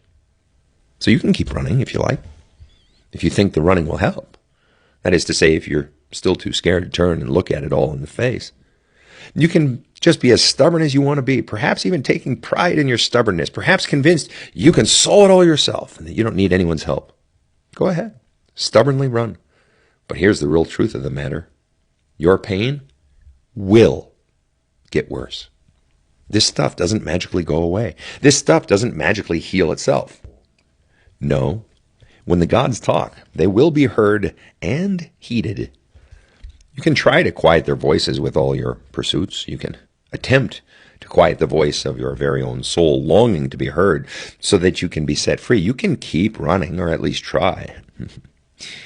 But the gods will exact their wrath on a life that they know to be less than you, a life they wish to extract you from. The universe, your own soul, longs to lead you to higher ground and immensely greater joy, but we so cling to that which is secure. Security is safe, and the soul and universe are not the least bit interested in safe. They exist to lead you to abundant life, fulfilled life, exhilarating life, that which you know you want, but are terrified to pursue. And so they whisper. That still, small voice in the bottom of your soul, that tiny pulse rising up from deep within, longing to be heard. Everything else is fiction and ultimately a dead end. Until we have communion with and act on that whisper of the soul, there is nothing but unfulfillment, churning of the gut, spinning of the mind, and joylessness and anxiety. Do you have the courage to find and heed your voice? Song recommendation. Buy these songs. 1. A great song that gets at our society's obsession with running from our problems, particularly in using drugs to run, is that by Macklemore and Ryan Lewis. It's titled Kevin and features Leon Bridges. This song is so intense, but so true to the story of running. And the second song, the singer and wordsmith who provided the soundtrack for the most intense 10 to 15 years of my own spiritual journey, was Dan Fogelberg. His song, Ghosts, nails the horrible and beautiful memories dripping with high emotion that we run from. They sneak up like ghosts when we're alone, when we're relaxed, when we're tired, when we're just waking up. And so we run. Solitude is scary. Idling is terrifying. Nothing will do except to run until we simply tire of running. Journaling recommendation. 1. What is your preferred means of running? Are you an addict? Do you like the ponies, Jack Daniels? Maybe your poison is good old American overworking or overexercising. Smoke a lot of grass? Paste your butt to the couch and binge incessantly on this golden age of television they say we're having? Or maybe it's just sheer busyness, constant movement, and commotion. Or is it Oreos, pizza, bread, and more food? How are you running? 2. And now the real whopper. When? When did you start running? I know you're going to say, I don't know, or it came gradually.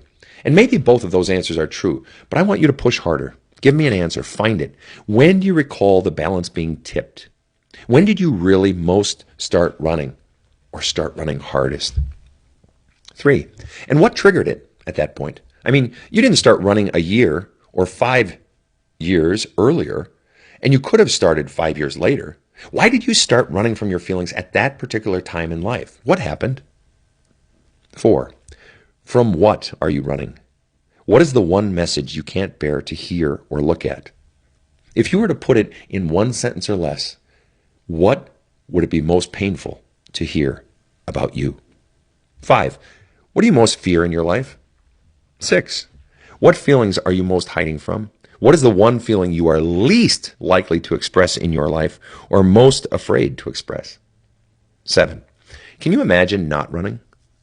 What are the 5 biggest ways your life would be most different if you were no longer running? And what's the single biggest thing that keeps you from stopping the running? What do you fear most in stopping? Book recommendation. Buy a copy of the book, The Dark Side of the Light Chasers by Debbie Ford. It's a great book for diving into the parts of yourself that you have been hiding from and most need to express in order to become full and alive. Chapter 4. Change will not occur till the pain gets bad enough. The single most frequent mantra my clients hear from me is simply this: change will not occur until the pain gets bad enough. No matter how bad you think your life is now, it's still not as bad as some greater pain if you deviate from the path. And it's that potential pain that keeps you stuck in this present life you're in. The simple fact of the matter is that unless you drill down to the real source of your pain will only get worse. Again, this stuff doesn't magically heal itself or magically go away. Either it gets solved through willful action to dive down to the core, or it expands. And that expansion, that increasing of your pain, is both tragic and glorious. It stinks when God or the universe or the machinations of your own soul increase life's pain, particularly just when you found yourself saying, well, this can't get any worse. Trust me, it always can. Don't tempt the gods. The pain can go beyond insufferable, breaking us and breaking us further. For the ego, like the egg, is of no use until it is broken. But there's an amazing upside to it all. Not while you're in it, but when it finally breaks your fear of the future you want to pursue. See, eventually the pain of now gets so bad that it exceeds your fear of tomorrow. It exceeds your fear of what people will think, say, and do if you become that which you really want to become. Eventually, the pain gets so bad that you don't care anymore about potential future pain that might come from leaving the path you're on. You don't care anymore about the very fears that yesterday kept you hamstrung, locked in this life of misery. In effect, pain gives you strength. Pain even gives courage, beautiful, mad courage. That is the glorious part. The irony is that the strength and courage that come after being broken exceed the strength that kept you hanging on to your lifeless path amid the many problems it wrought. Pain burns off blockages. When the pain gets bad enough, it energizes us to do the formerly unthinkable. You reach what I call the fuck it point. It's when you finally don't care anymore. Old fears finally, effortlessly fall away, and you can say with crystalline resolve, fuck it, I'm doing it. Great pain yields this odd hybrid fruit. Pain, horrific as it can be, is an extremely powerful motivator. It's yet one more life example of the simple truth that blessings are curses and curses are always blessings.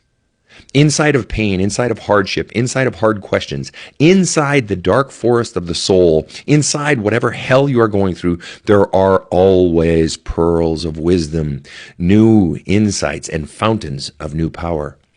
Further, the grand blessing of going through hell is that it's not as scary the second time. And it is near completely defanged by the third or fourth time. You learn and know the earmarks and milestones, the critters and crags that rise up to meet you on the path to and through hell. You become aware of what is going on around you, but you also become aware of what is going on inside of you, and you master it each time you go through. Go to the farthest reaches of your sorrow. Stay there a while, and all of a sudden, you don't quite fear going there again or going into fear at all. It's tremendously empowering. It may not be your top 10 list of things to do, but it doesn't cripple you either if you know you got to go there. Further, because the second time of going through hell in life is not so scary, we tend to move on it earlier in the painful state, rather than hanging on until things get their absolute worst. But this is one of the real goals of the spiritual life, to hear and heed the deep, quiet inner voice sooner and sooner each time. It's so easy to not heed the quiet inner vibe or pulse or voice, to ignore it, hanging on to what was, hanging on to what is safe. But when, in the past, we've seen life spin out of control enough times for not following that inner calling, when we've seen our problems metastasize because we didn't heed the whisper of the soul, we quite naturally begin to listen and act a bit sooner. Because the amount of pain necessary to move us off our inertia or present circumstances has decreased. Previously, it was your very strength that was your downfall. It kept you holding on to a set of experiences or circumstances that were killing your spirit. You held on and held on and held on. But as we age and go through hell enough times, we stop trying to hold on when the winds of life are calling us, beckoning to a new and higher existence.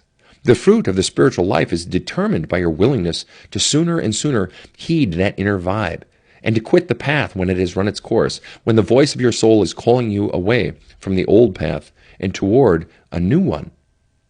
Effectively, what happens as we listen to our inner voice sooner is we lower our pain threshold in life. We abort situations before they spin further and further out of control, which we know they will do because we have been there before. And if we begin to treat that inner voice with deliberateness and meditation, trusting it becomes easier and more fluid. We must welcome flow, not just when it's calling you to something, but most especially when it's calling you away from something. Change will not occur until the pain gets bad enough. And if you're not changing, it's simply because your pain hasn't gotten bad enough, and it will get worse. You're staying right where you are, safe, not moving, because you don't have to yet. But once it does take you to your limit, and you do act boldly, the fruit and growth after the pain are on such an exquisite level that you presently are incapable of imagining them. It really is that great, but it's just doggone scary, right up until the point where you do finally take that leap. That's the fuck it point. Song recommendation. The first song recommendation I have for you is a classic that speaks right to the place in life I refer to as the fuck it point, where you no longer care about pleasing others, no longer care about all the things that have kept you locked in an unhappy life, and no longer care about wasting your life. It is Phil Collins' song, I Don't Care Anymore. Buy it, sit in it, let it strengthen you for what is ahead. The second song is about the spot of feeling like you're caught in a loop of hiccups, hardships, and hurdles, longing to escape, but feeling stuck in the never-ending cycle. Purchase Eminem's Lose Yourself and give it a good long listen. While we definitely get more than one chance in life, this song is still inspiring as hell. Chapter 5. Your Love Cup. In my last book on relationship infidelity, I discussed the concept that has been part of my pastoral work and spiritual counseling work for decades. It springs out of the propensity and even pride that some people have for being, quote, brutally honest. I'm not a fan of brutal honesty. I'm not a fan of brutal anything unless as a last resort. Yet so many people consider it some sort of virtue to be so with others, even if they can't be with themselves. I have found through my mistakes in life that being brutally honest is never anything more than telling other people what is wrong with them. But that's easy. It's easy to go around callously pointing out everything that is wrong with everyone else and what they should do differently. Far more difficult is to find and focus on the good in others, even when others can only see the bad in themselves. But this chapter isn't for turning the brutally honest into the let's be positive crowd, though I'm quite a fan of that crowd much of the time. Rather, what I've found is that, generally speaking, brutal honesty only fractures relationships and creates fissures, widening into impasses between people. Brutal honesty is condescending and hurtful. It is to see yourself as above someone else and to see others as in need of your infinite wisdom. It doesn't bring people together, but breeds underlying resentment and bitterness, and rightfully so. It is so incredibly easy to default to put-downs and name-calling. The most difficult act in relationships is to engage in what I call radical honesty. Radical honesty means to reveal to someone you love or care about your fears, your dreams, the parts of yourself you're not proud of, and the parts you are certain you will be rejected for. And there ain't nothing more terrifying than that. To reveal to another person, particularly someone you want to keep, your real truth is life's scariest venture. And it is that precise fear that is at the heart of nearly all depression and anxiety, and why many people turn to brutal honesty instead. For it's far safer to villainize others and forever keep the focus off oneself. To show the world who you really are requires a lion's courage. It is, at its root, to stand humbly before another rather than above them. Brutal honesty is telling someone what's wrong with them. Radical honesty is telling someone what's wrong with you or what you're most afraid of them knowing about you. Great relationships are built on the latter. Defective and destructive relationships are constructed on some derivative of the former. Yes, that's where the gold is. We can never truly love someone until we know who they really are, warts and all, as my mother would say. We can never be or truly feel loved, truly believe it, until we have shown someone who we really are, warts and all, and been loved for it. And that is life's most courageous act, because what if they don't love me for it? As my father, the old country pastor, said to me, Sven, love is vulnerability. He was right. It is a constant opening and opening and opening to another person. This incessant opening is more than just simple honesty. Oh, where were you last Friday night? It is revelation, the revealing of your soul to another person. Revealing things like, who are you really? What are your greatest fears in life?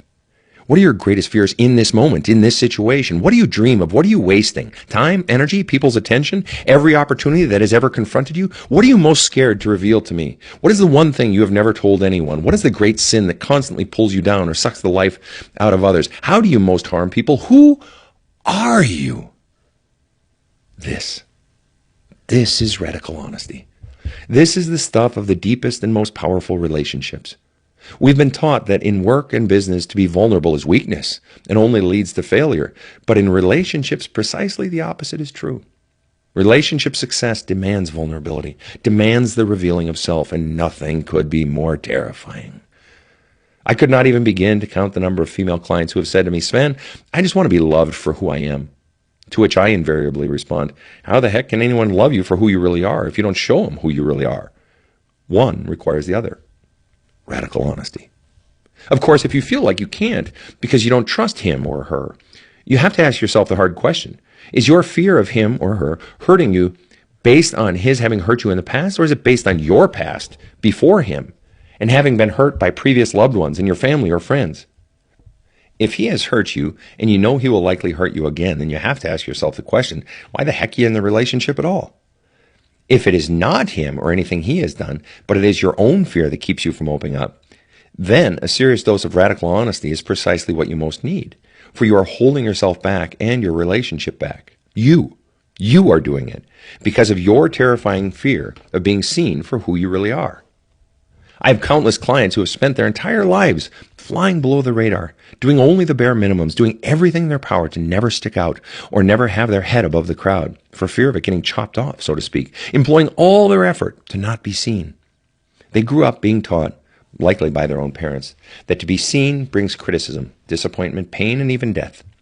It's far easier to be rejected or criticized for a fake version of myself than to be criticized or rejected for showing the real me. But it's better to fly below the radar altogether, the thinking goes. They were mediocre in all things, never fully exerting themselves, never revealing what they truly wanted, never admitting to having aspirations, and never doing anything that might draw attention to themselves. And so, they came to later in life with boatloads of regret and seemed to be forever looking backwards. Why? Attention brings pain. To be seen means to be criticized, and that just hurts too much. It's far easier and far less painful to be brutally honest than radically honest. Far easier to keep the focus on other people and to always make them the bad guy or the inept one when things aren't going well or when you're unhappy. Or, in an odd twist on this theme of not wanting to reveal oneself, it's easy to keep the focus on others by always listening to others, always deferring, always giving attention. Always keeping the spotlight off yourself, counterintuitive as it seems, and always focusing on another with positive attention is motivated by the same thing as when it's done with negative attention. Thinking, as long as I keep the attention off me, I'm safe. I don't like me, so why would they? As long as everything, good and bad, is outside you, you never have to take responsibility for who you really are. You never have to own your truth. You never have to become an honest and real member of the human race. Mostly, you never have to either look at your truth or reveal your truth and be seen for who you really are, admitting that you are good and admitting your flaws and warts, too, no matter what anyone else says. It's easier to be a bully in a relationship by keeping the focus on the other person's failings. Easier to take advantage of someone else's openness and graciousness. Easier to use people. And it's easier to always give. Again, always keeping the light off yourself. Speak the truth in love, the Christian apostle Paul wrote. It's easy to always speak the truth and be harsh. It's easy to always be cuddly and speak love. It's far more difficult to speak truth and love simultaneously, to set occasional hard truths within a greater ongoing context of appreciation and positive attention. The reason people spend their lives hiding, behind walls, behind others, behind facades, behind perfection, behind mediocrity, behind indifference, is because they have been taught to dislike themselves. They have been taught, either explicitly or, far worse, implicitly, that who they really are does not have worth, or is bad or useless. And who wants to be seen for being bad or no good? No one, of course. So people stay hidden. Even though the longing to be loved is palpable and insatiable, the thought of showing anyone who they really are is unthinkable. It's like they have this giant hole inside that is longing to be filled by any means necessary. And rather than seek to heal the hole and fill it, they seek instead only to hide it. And this is where we get into the realm of spirituality. When we start talking about that hole deep inside, that pain, that longing, that seemingly incurable ache of the soul, it has been said by mystics and theologians past that we all have a God-sized hole inside of us that no amount of addictions or compulsions can fill. Yet we long to be filled, and so we spend our lives running away from the pain and running about feverishly, like a squirrel gathering nuts, to find love anywhere or to find temporary fixes to make that pain of emptiness go away, at least for a moment. Yet the filling of that hole is a task only for the spirit of the universe, however you may define it: God, source, higher power, soul. Only the true calling of the soul can fill that hole. And truth be told, it was full before you were born. See, you were created whole. You are created with the coding of your wholeness written on the computer chip of your soul. Emptiness comes from deviation from your original coding. Wholeness returns simply by having the courage to become who the heck you were put on this earth to be. To fulfill God's purpose for your life, you have only the task of becoming your truest self. You were made brilliant, original, on fire, and having incredible authenticity to bring to life. But you are taught, post-birth, to loathe who you are, or some significant aspect of who you are, to distrust your deepest inner voice, and to become some bastardized version of yourself that enables you to fly below the radar, not be seen and not be criticized. And that is neither God's purpose for your life, nor is it any recipe whatsoever for happiness. Not lasting happiness, and certainly not any version of inner peace or clarity of purpose. As long as you ignore that God voice in the depths of your soul, where the God voice and your own voice fuse and are indistinguishable, you simply cannot have peace or joy, purpose, or any true power. For you are an existence then rooted in and driven by fear, not self-love and God-love. Fear is, by definition, a state of weakness. Thus, living in and being driven by fear is to attack life not from a position of strength, but weakness. That never ends well. You are, by definition, at disunion with the spirit of the universe and all life, for you have rejected the one and only life most entrusted to your care. It's far easier to just tell everyone else how to live, run your children's lives, and dominate or be servant to those around you, than to actually live your own doggone life authentically, isn't it? But radical honesty calls for something much different. It calls for revelation. It calls for opening. Great relationships, not the least of which is your relationship with your own self, are built on great acts of courage, great acts of revelation, great acts of trust. Do you have the courage to finally acknowledge your truths? Be, say, do, have, believe, and become who you're really made to be, and radically reveal your truth to those whom you love? The love cup. Truth is, every one of us is going through life trying to get our love cup filled. Regarding that hole deep down inside of you that's empty, I prefer to think of it as an empty cup, a love cup. Because we have been taught that who we are is no good or not good enough or doesn't matter, isn't wanted or what have you, we are all forever trying to get love. I mean, isn't that really just pretty much what life is about? We're all trying to get love in one form or another. We try to fill that lack of love, that emptiness, with Prozac, overworking, overparenting, whiskey, cheating, gambling, weed, drugs, incessant busyness, and the old standby food. Filling, filling, filling, running, running, running, and all because of that giant empty love cup inside. We each have a love cup we're carrying around through life, and we're each trying to get our love cup filled. It's that massive part of our existence that is underneath everything else we do. Sadly, we contort ourselves in all manners and directions to get it filled. No matter who we are, every person is trying to get their love cup filled.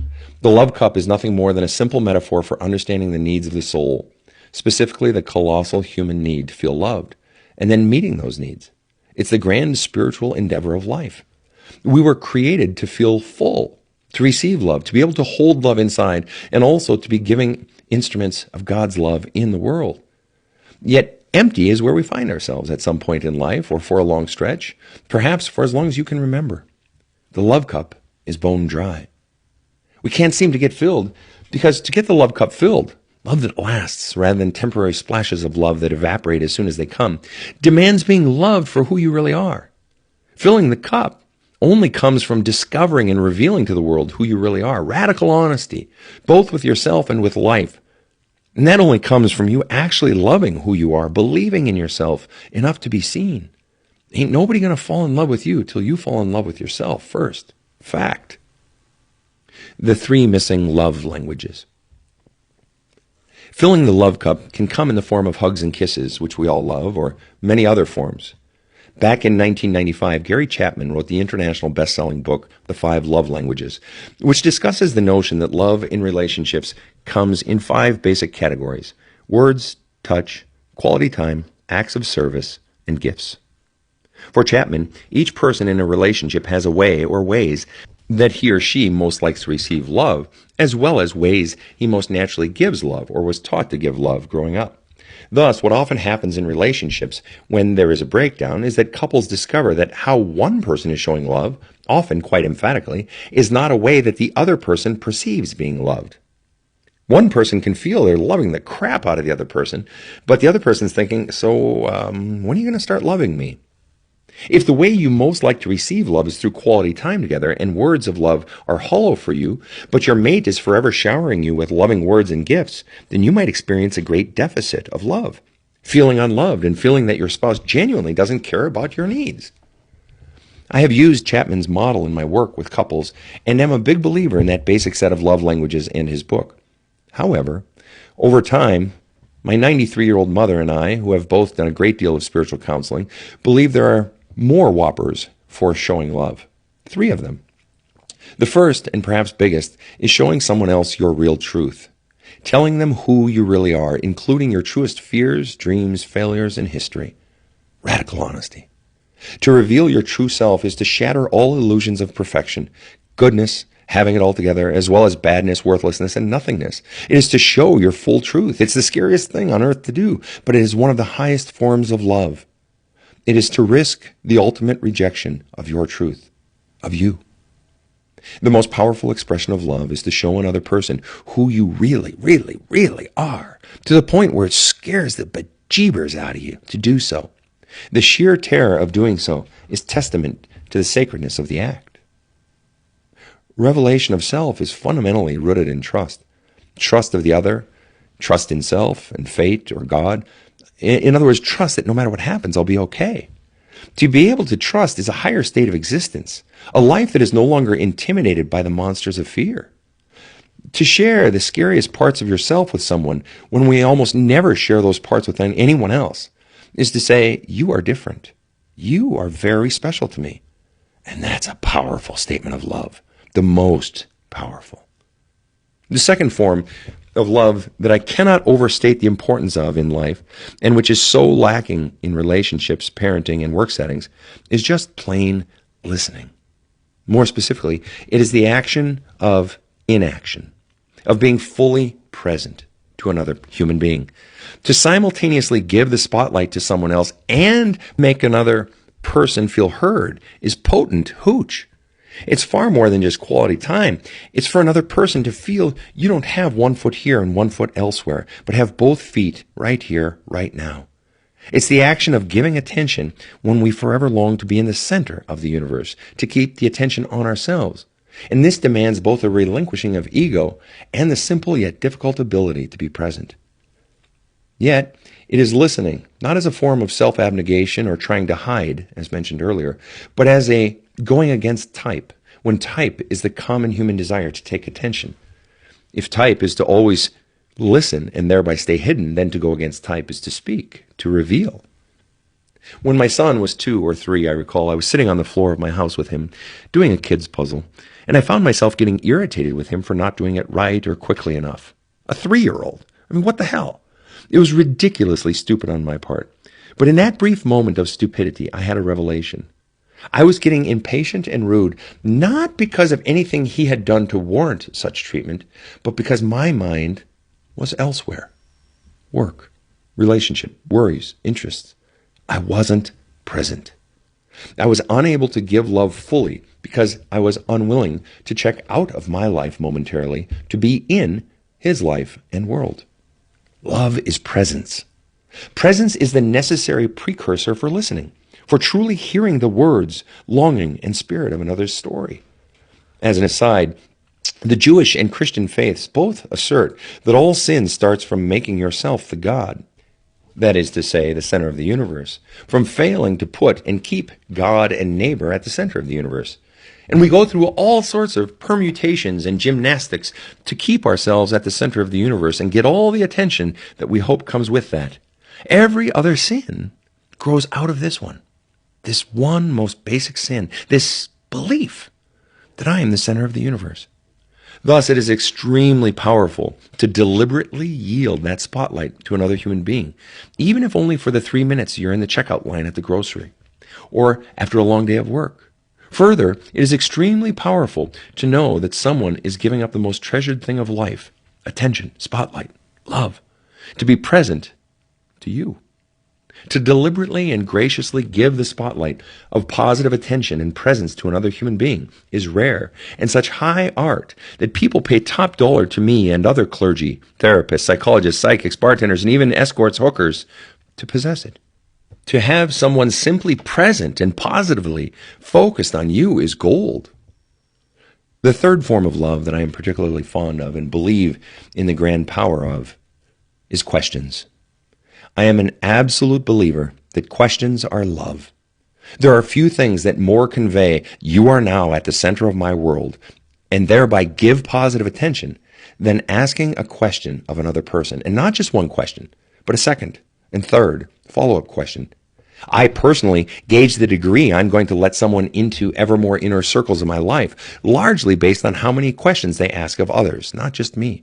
I want to know not just if they are naturally curious, which is a big part of it and reflects an open mind, but also if they are both capable of and eager to cede the spotlight to someone else. For as with presence, to ask questions is to give energy and attention to another person. I like people who get joy from giving energy to others in the form of conversational attention, in part because it is such a difficult thing for a great many people to give up. To be fully present to another human being is incredibly difficult and incredibly noble. In my life, I enjoy people who listen not just until they think of what they want to say next, but until they think of what they want to ask next. To speak in questions rather than statements is to focus on the other person, when the natural human inclination is to do the opposite. But to couple that temporary removing of self from the center of the universe with the actual ability to make someone else feel heard, genuinely listened to, is an experience we all seek and one missing from far too many childhoods. Children, especially teenagers, so want to feel heard and allowed to speak their budding truth without fear of judgment, and thus experience being tacitly approved of. And the lack of this love method, as well as the two prior, lead to more adult problems than anything else. How the love cup really gets filled. Whichever forms the love may take, we're all trying to get love from others, yet one of the grand goals of life, of the spiritual path, is to begin to get that love from yourself, to learn how to fill your own love cup when you've spent your whole life trying to get it from others. We get to this idea in later chapters. However, for now it is important to understand the simple concept that so much, if not all of our lives, is the mighty endeavor to get our love cup filled. However, love is such an overused word and often becomes a bit fuzzy and complicated in its meanings and interpretations, much like the word God. Therefore, staying with that notion of attention, I have found that the easiest way to understand love, at least regarding the love cup, is to think of it simply as positive attention. Anything that is experienced as positive attention fills the love cup. Again, positive attention can come in many forms.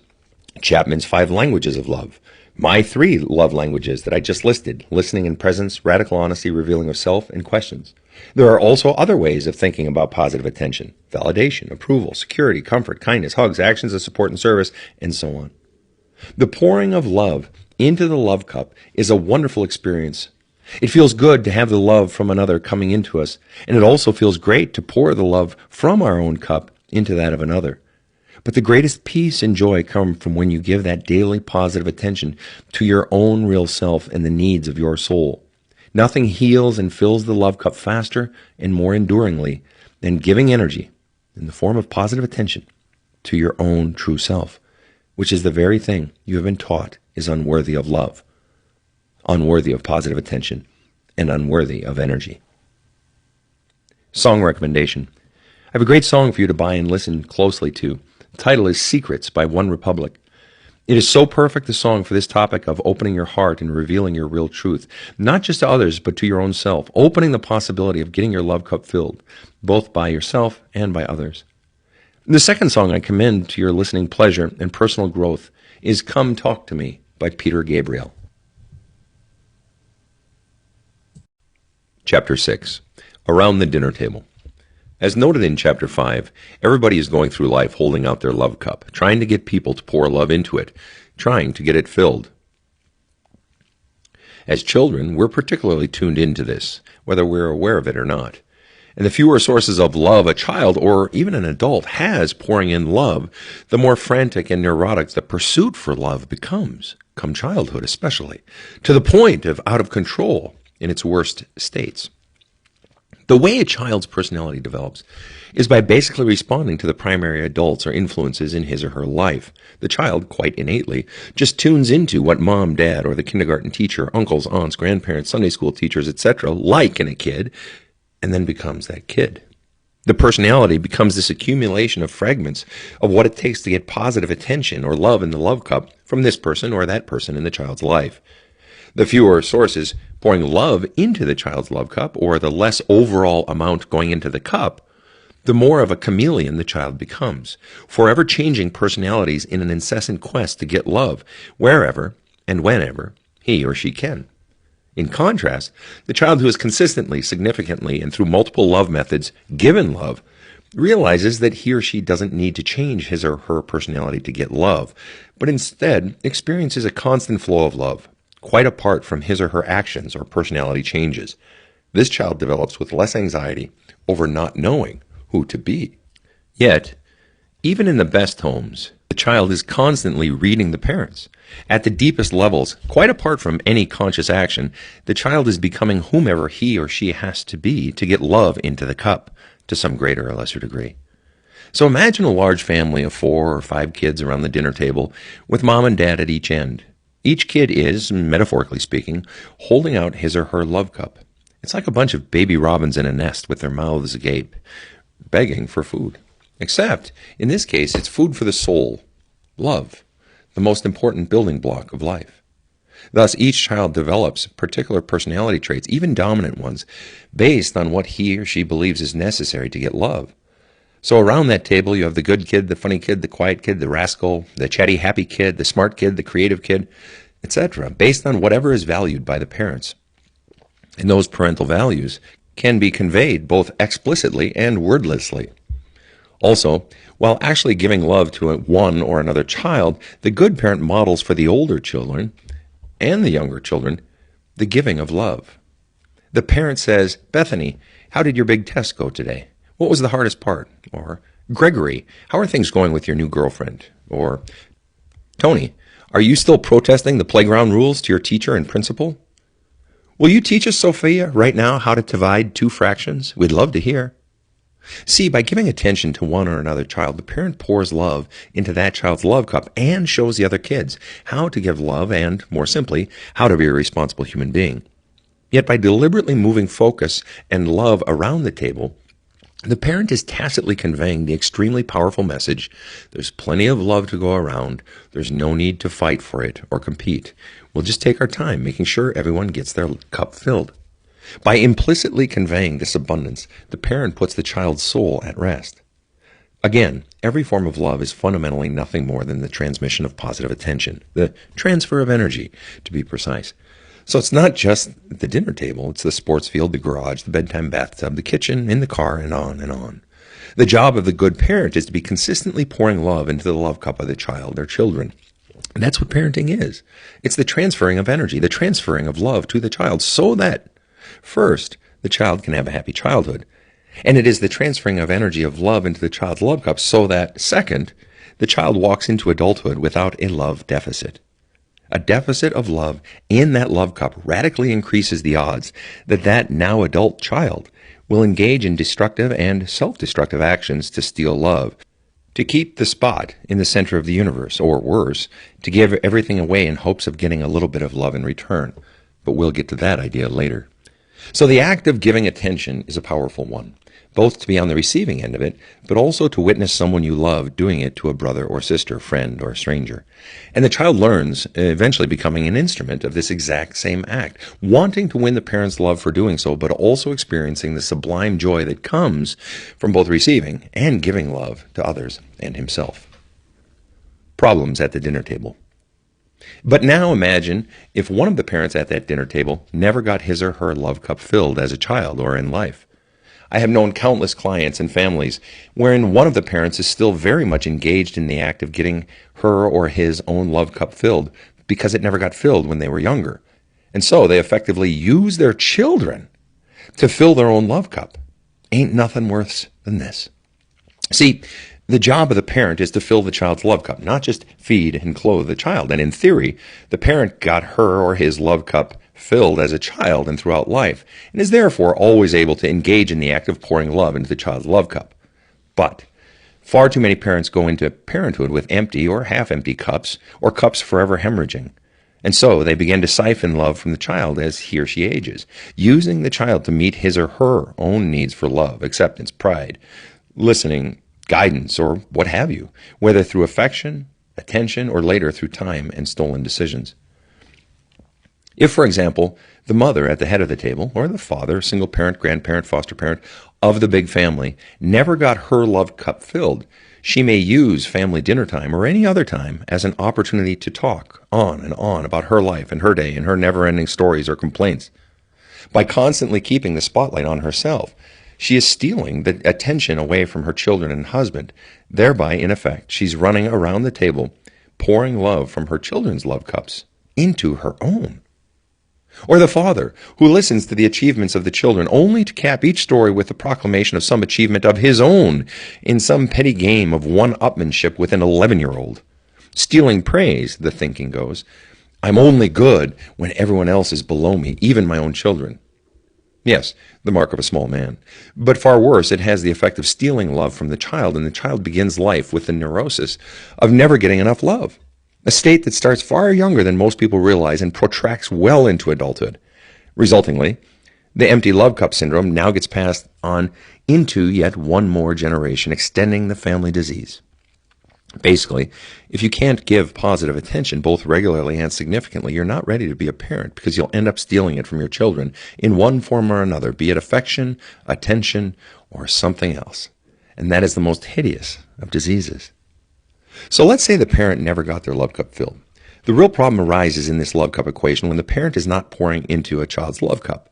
When a child is not getting positive attention, he or she will resort to getting negative attention, for that is infinitely better than no attention. No attention means, I don't see you, you don't matter. It's a negation of one's very existence. Children have a way of making their needs known. The louder the tantrum, the greater the love need. And the parent is forced to change, or the child becomes infinitely more rebellious and harder to handle. As the old saying goes, adults don't make children, children make adults. In effect, the child's soul is expressing the magnitude of its pain and longing. Tantrums are never just about what is happening in the moment. It's always, always deeper stuff. And the parent is forced out of the center of his or her universe, forced to put the child there, at least long enough to transfer some amount of love into the love cup of the child. If a child is not getting positive attention, not getting the love cup filled, the problem always tracks back to the same source, the parents. And the fact that they never got their own love cups filled, or somehow they got emptied. A problem child is always the result of a problem parent. So, back to the mother or father at the dinner table. She might be a perfectly loving, hugging, kissing, serving, and saying, "I love you a lot" type of parent, but she has this unyielding proclivity to talk incessantly and talk and talk and talk, to the point of the kids rolling their eyes a lot, having heard mom's same stories innumerable times. The effect of this inability to give more attention than she takes is that cups are going unfilled. In fact, they're being drained by her. This becomes highly problematic for the child, his spiritual development, and the positive growth of his personality. For basically, the child is now competing not with just 3 or 4 other siblings for love, but is competing with his own mother for the attention of the family, just as everyone else at the table is now in competition for the limited supply of love, a supply that is now also diminished by one parent who has become a taker rather than a giver. A shortage of love ensues, no matter how full the father's cup is. In its worst forms, where the parent is forever using the child to get his or her emotional and spiritual needs met, it's fundamentally a form of spiritual incest or emotional incest. It is invading and stealing from the child to get your own needs met. The effects can be far more debilitating long-term than anything else the parent could do. Perhaps the parent with the empty love cup manifests that shortage not in the form of incessant talking, but in the form of incessant working, as an adult still trying to win the love of an ungiving and perhaps now deceased parent. Or perhaps the siphoning of love from the children comes in the form of using the child to get the parent's affection needs met. I'm not talking about sexual abuse or incest. I'm citing the all too common occurrence of one parent basically falling in love with the children, while perhaps the other falls in love with his or her career, and using the child for lots and lots of affection, hugs, kisses, and hugs and kisses, all the while couching it in terms of doing it for the child, when it is about far more than that. Or even worse, the parent who commits emotional incest, using the child as her therapist and emotional tampon of sorts, dumping adult problems and gripes onto a young human being ill-equipped to handle adult problem, who can barely get past trying to figure out where to find a new pencil after his has just broken. All of these convey to the child, your needs aren't important, mine are. Despite whatever actual words of love might be coming out of the parent's mouth, the actions of the parent convey something different, and the soul of the child picks up on it. I'm not important. I don't matter. All that matters is mom or dad. And a child, at least when young, is generally very eager to oblige and give to the parent. That taking care of nature then becomes part of the child's personality, dangerously so.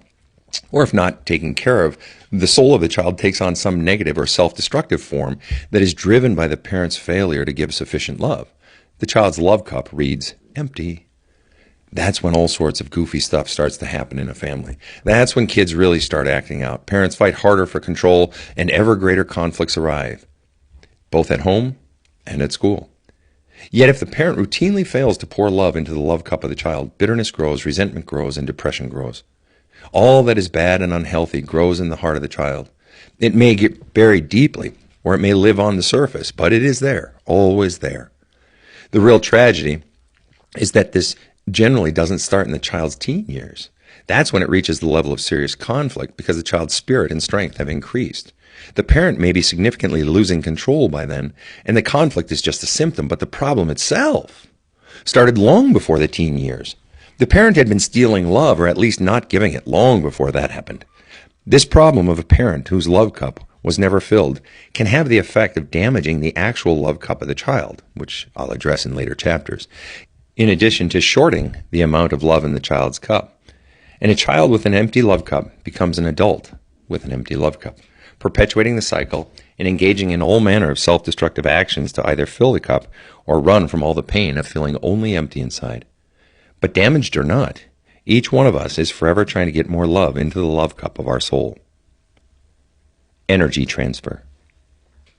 In the end, the giving of love in the form of positive attention is about the transfer of energy from one person to another. Whether it is understood by physics and the science community or not, we all feel something, some boost, some lift, some internal change when someone has given us love, when someone has made us the receiver of their positive attention. There has been a movement of energy from the giver to the receiver. We've all felt it. Love is energy. Positive attention is energy.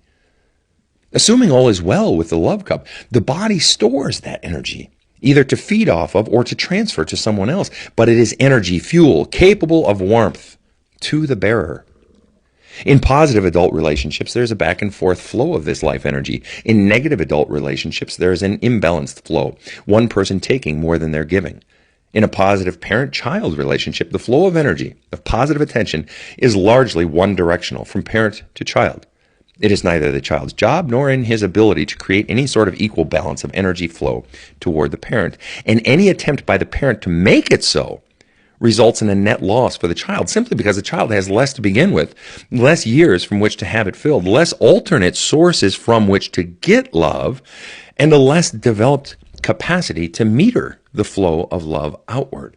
Thus, the child easily drains off what little love and life energy she has because her inclination is to give it all away, which is humanity in its purest state. But it's only humanity's purest and wisest state when A, the cup is whole and possessing of love as opposed to having a hole in the bottom and thus hemorrhaging love as a spiritual disease, and B, the bearer of the cup knows how to replenish its contents. It is that flow of energy, both in and out, that drives the human animal. It is the desire for positive attention, for love energy. We are all driven by the desire to fill the love cup and give love to others. Song recommendation. Check out the song Time for Me to Fly by REO Speedwagon. It's an oldie, but it's a great one. It refers to a love relationship, but also can be used to better understand parent-child relationships too. Chapter 7. A Ship Crossing the Ocean. The reason I call myself a spiritual counselor is because, above all else, I believe in the power of core beliefs. I realized early on that if you really want to change someone, be it yourself or another, both what they do and what they feel, there is no hope if you simply try to change their actions. I saw it in the military, as a D1 collegiate athlete, as an NCAA head coach for strength and conditioning, as well as in all my years as a spiritual counselor, pastor, emergency room chaplain, and trauma chaplain at an airline. Until the core beliefs driving the bad behaviors and crummy feelings are changed, nothing changes, at least not to any lasting degree. Thus, I am in the business of drilling down to, identifying, and cutting out those core beliefs that are so obviously not working for my clients. Then, of course, new beliefs have to be inserted that actually serve my client. Before a person's external life can be life-giving, the root causes driving the system must be life-giving. See, at the core of who a person is are core beliefs, generally the ones people are most aware of, even if they don't actually think about them very often. As you progress up through a person's self, you next encounter what most people consider their principles. And finally, on top are the behaviors or actions. It is in this realm of principles and actions that most people spend the bulk of their time. What they think, what their goals and wants are, what their values are, and how they shape their identity, at least to any conscious degree, all fall into this realm of principles, which they then see as the shapers of their actions. The problem is, most principles are just backfill. That is, I no longer believe that principles matter for much, at least when it comes to the question of what really drives a person's actions and creates happiness and fulfillment. What is really driving actions is people's core beliefs, their deep beliefs about life, self, people, and the world, as well as their fears, dreams, and so forth. But because beliefs, by definition, can neither be proven or disproved, or can be both proven and disproved, that is, because they are not always tangible and logical, they become much more sketchy to defend and live by when a person is being criticized by the important people in his or her life. Therefore, people create principles based on some measure of logic to justify the actions that are really springing out of core beliefs and fears.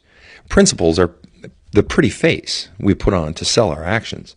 And the simplest way to understand the sheer power of the core beliefs is to imagine a ship traveling across an ocean or two. If that ship's navigation is off just 3 to 4 degrees at the start of the journey, the ship will get farther and farther off course the greater distance it travels. A ship leaving from Los Angeles port for Hawaii will end up somewhere in China or even Russia, and all because the beginning navigation was off just a few degrees, but by the time it traveled over that giant ocean, the gap got bigger and bigger from where it was intended to where it ended up. Same with even the slightest changes in the deep beliefs of the soul. If those deepest beliefs are changed, by the time they pass up through principles and actions, the person's external life starts looking radically different from how it used to look. It diverges immensely from the life of even a close relative or sibling who got a very similar set of original core beliefs. This is why going down to the deep beliefs when you're trying to turn your life around always has the greatest and most lasting effects. It's changing the input into the navigational system of your soul that was misprogrammed when you were growing up. And it's why changes only to behavior, such as when a spouse threatens to leave, never last. The core beliefs never changed. So the person will pretty much always revert back to actions that reflect the core beliefs. This is also why change and growth can be so scary and so disruptive to relationships and families. People with new beliefs no longer fit. So either the other surrounding people must change, or the one who has changed must be forced back to what they were, or expelled. All lasting change is completely contingent upon changing those core beliefs. Journaling recommendation. 1. What are a few examples from your past where the slightest shift in your core beliefs resulted in a dramatic shift in your actions and thus the results and events in your life? 2.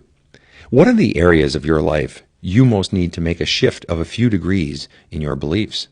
What is the single biggest core belief, to the degree any person can be aware of their own core beliefs, harming your life? 3. What would those shifts in belief look like? 4. What's the single biggest thing holding you back from doing so? What is your biggest fear in considering doing so? Song recommendation. Give this one a listen. Buy it. It's all about the drilling down. It's all about your real, truest self deep inside, yearning to come out. The song is I'm In Here by Sia. Chapter 8. The Wet Cement of Your Soul. I have a recollection, a very vivid image, from when my daughter was young. I was looking out the front windows of my house in Minneapolis onto the giant boulevard of grass and trees in front. There, my daughter, Svea, was laughing with my son.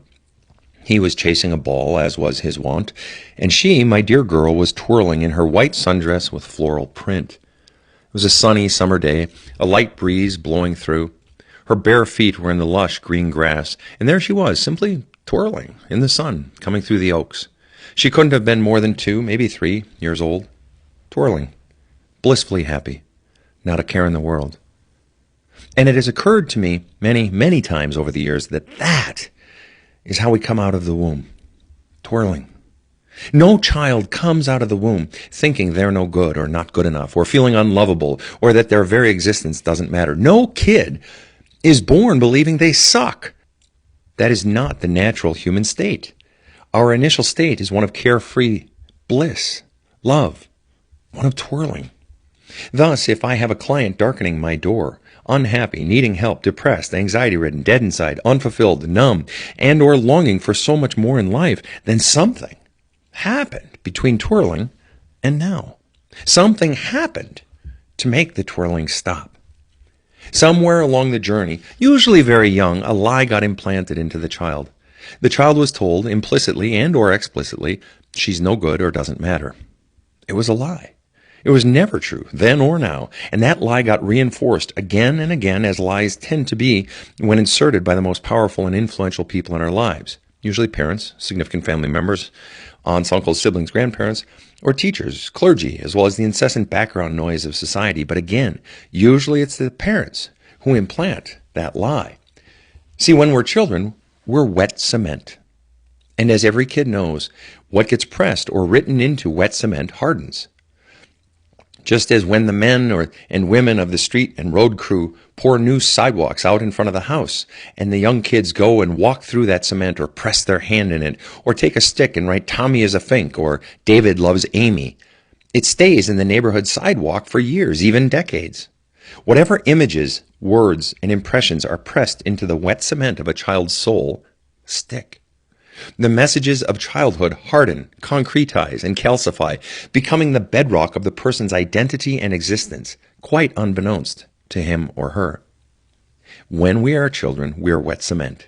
Whatever messages get pressed into the wet cement of the child's soul, whether deliberately or inadvertently, harden and become the bedrock beliefs, even below the other core beliefs, quite hidden from view for the remainder of that child's life. Never underestimate the power of hidden, calcified beliefs. Once hardened, there, down in the very depths of the child's soul, away from the peering eyes of even the most introspective soul later in life, yet fully present today, these core beliefs become, if I may mix metaphors, the primary operating system of the whole machine. They become a virus taking it over, such that they are now running the computer that is your life. A person's entire life could consist of one haywire path after another, or worse, it could be one massive success after another. Quite counterintuitively, often the most ridiculously successful clients are the most unhappy and unfulfilled and possess the most debilitating messages and impressions in their cement. And no matter what their failures or their successes, no matter how many therapies they try or people they talk to, they just cannot seem to pull themselves out of their life funk. Why? Neither they nor the people they're talking to have any clue what they're really looking for. They have no idea that what is most powerful is what is unseen. Always. Most therapists and clergy lack the ability to go deep enough to expose what is written in a person's cement and then create new life-giving beliefs at the core of the person. Too often the focus is on the known and visible, simply because it's known and visible, and therefore easier to work with, even though changes are never lasting in that form. Too many clergy and therapists simply don't have the experience or useful understanding of that which is unseen inside a person. One of the grand truths of life is that things are seldom as they appear. Yet that is precisely what is needed, a destruction of the cement and its ill-formed message that is robbing the bearer of life. Also needed is a creation and implementation of new beliefs, for it is the core beliefs written on the soul that control everything. It is not the will that drives a human life, but the beliefs of the soul. Change those beliefs, change the person, change the world. Journaling and meditation. Questions for your journaling today. 1. When did you stop twirling?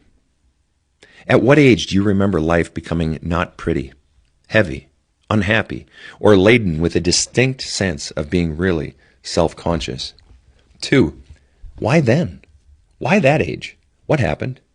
What do you remember being said or unsaid? 3. Who perpetrated the actions or words that caused you to stop twirling? 4. Have you ever in your life said even one word to that person? Write a letter today or this week to that person. Do not send it. Just write it out. Flush out the most powerful feelings you have about that event and all that followed in years afterward. Use the strongest, even most offensive language you possibly can. Express your anger, your rage, your hurt, your tears, your sorrow, your regret for not saying something sooner, perhaps. Say it all. What is the single biggest thing you want to say or have never said to this person? What is it you most want to ask this person? 6. I'm not saying you should, but would you ever speak to or confront this person? Why or why not? What is it you most fear most in doing so? Is it their defense, their denial, their indifference? Meditate on this notion of smashing the hardened cement deep inside you that holds all of your negative self-beliefs. See yourself smashing it with a sledgehammer or dropping it into the most powerful acid and melting away forever. See yourself pouring gorgeous, fresh cement that you're going to press in or write in the most wonderful, powerful, life-giving beliefs, which we'll add throughout the book. Now, after that meditation, journal a bit more. 1. What is the biggest good thing you can possibly imagine being written into the cement of your soul? What would feel the best? Is it, I am wonderful? Or my life matters? I matter? Or I am good and good enough? I love who I am and who I am becoming? Or I believe in you? Or I am wanted? Or I like me? Heck, I love me? Or is it something completely different? And why that phrase? Why does that have so much meaning for you? 2. What is the single most negative thing you can think of that was pressed into the former cement of your soul? Are you ready to smash that belief and let it go forever? 3. What are 5 sentences that explain what that would feel like? 4. Who would be most excited for you to become who you really are? Who are the people who would be your biggest supporters? What is the one sentence each of those people would say in support of you? And make it different for each person. Song recommendation. I have a beautiful little ballad for you that speaks to how we stray from twirling, how life gets lost and we abandon our true selves amid the lies that get inserted into us. The title is The Sand and the Foam by Dan Fogelberg. Chapter 9. The Three Binary Gates. So imagine it's your first week on the new job, and among your many duties that week, you're given a packet of information from the HR department and the finance department. One of the pages in that packet indicates your company's 401k terms with employer matching. You pick up that form, read it over, take it home, talk over it with your spouse, eventually sign it, and then send it back to the finance department. It's a good deal, one you'd decide you'd be crazy not to take. Well, those actions of picking up, reading, taking home, signing, sending back, as well as the action of allowing the direct withdrawal from your paycheck are all driven by principles, right? I mean, you're doing it because you have values or principles that guide your life, including your finances. Underneath the surface of all your actions are all of your life principles on everything from finances to food intake, from parenting to physical fitness. And it's reasonable to assume that those guiding principles in this case of your 401k might read something like, well, always be socking money away for retirement, always have money on hand for a rainy day, don't live paycheck to paycheck, save, take a good deal when you see one, invest wisely.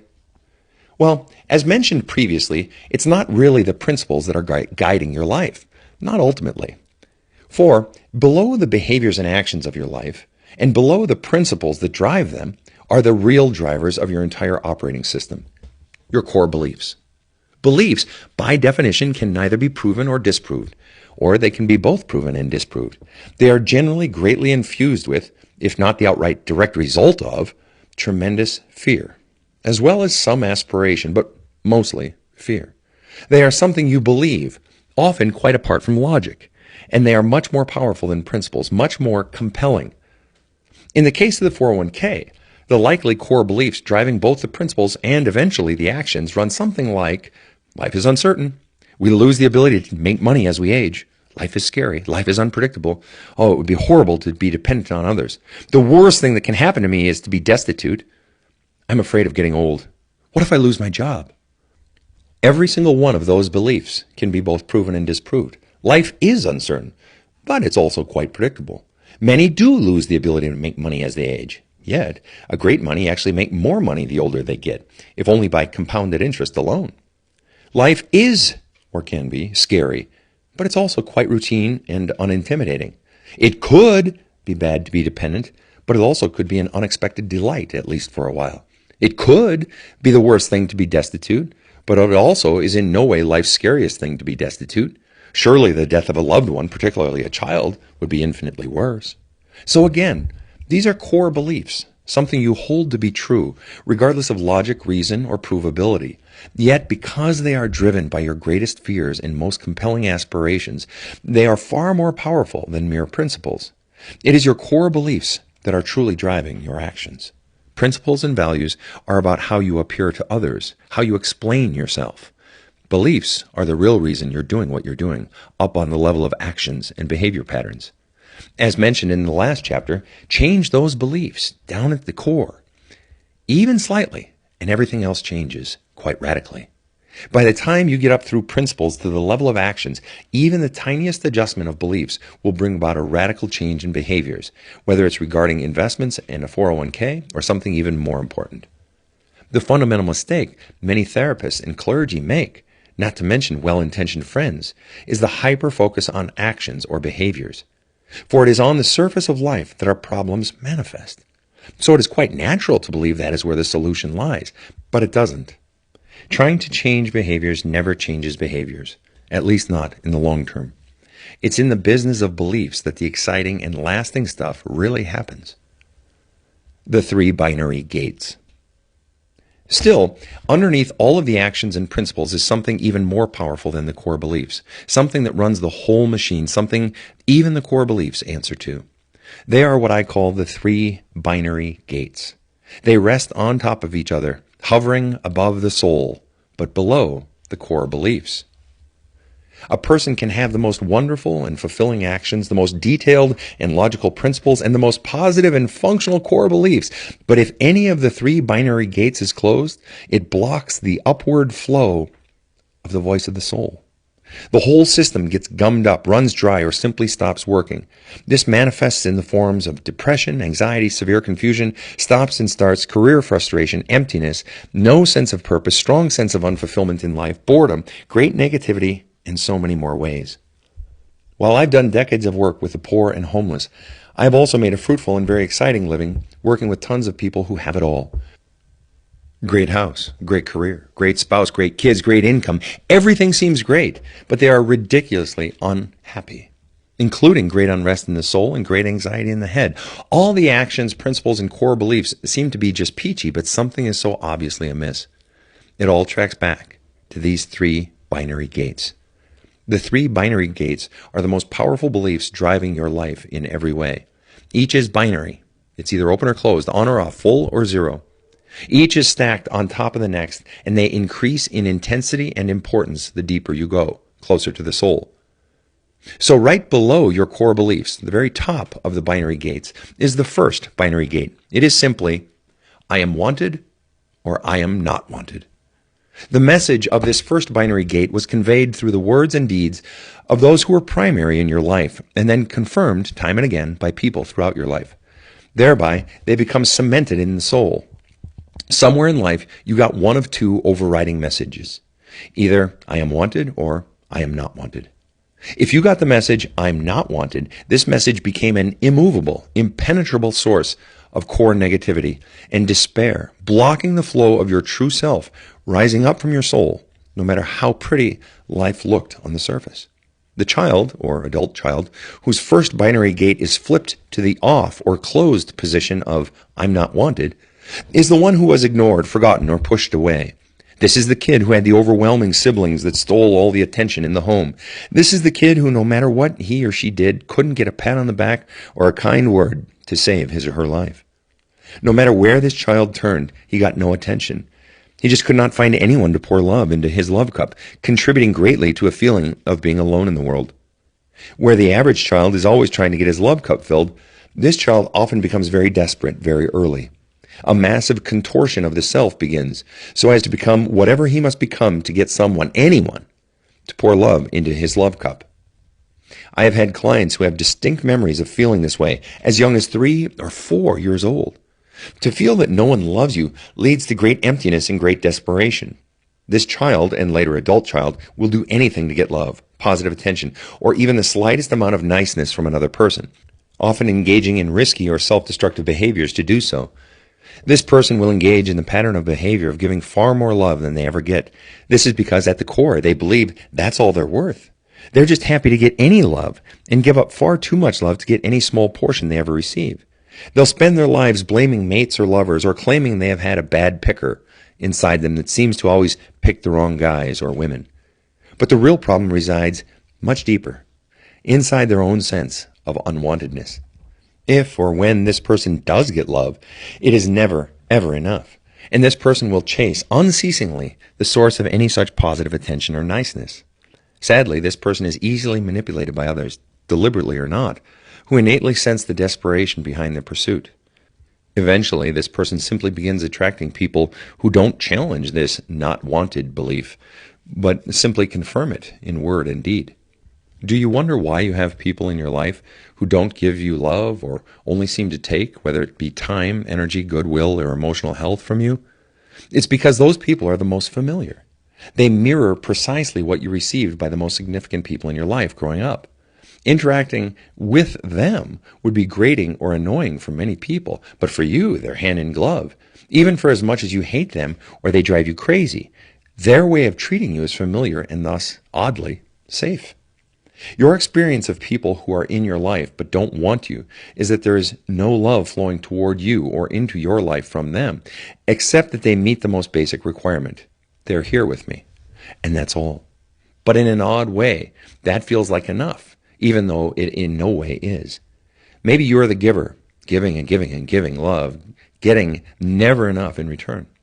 The way we feel wanted is that there is a positive balance of love and energy flowing back and forth. We feel someone giving love to us. One big effect of not feeling love or wanted is that the child very easily translates this into even more powerful negative belief. A child's mind very naturally converts "I'm not wanted" into "I'm no good" and "I'm not worthy of love." Unwanted becomes unworthy. What was formerly an external problem, no one around to pour love into me, has now sought a cause, a reason for the external problem. External goes internal. Something must be wrong with me. I suck.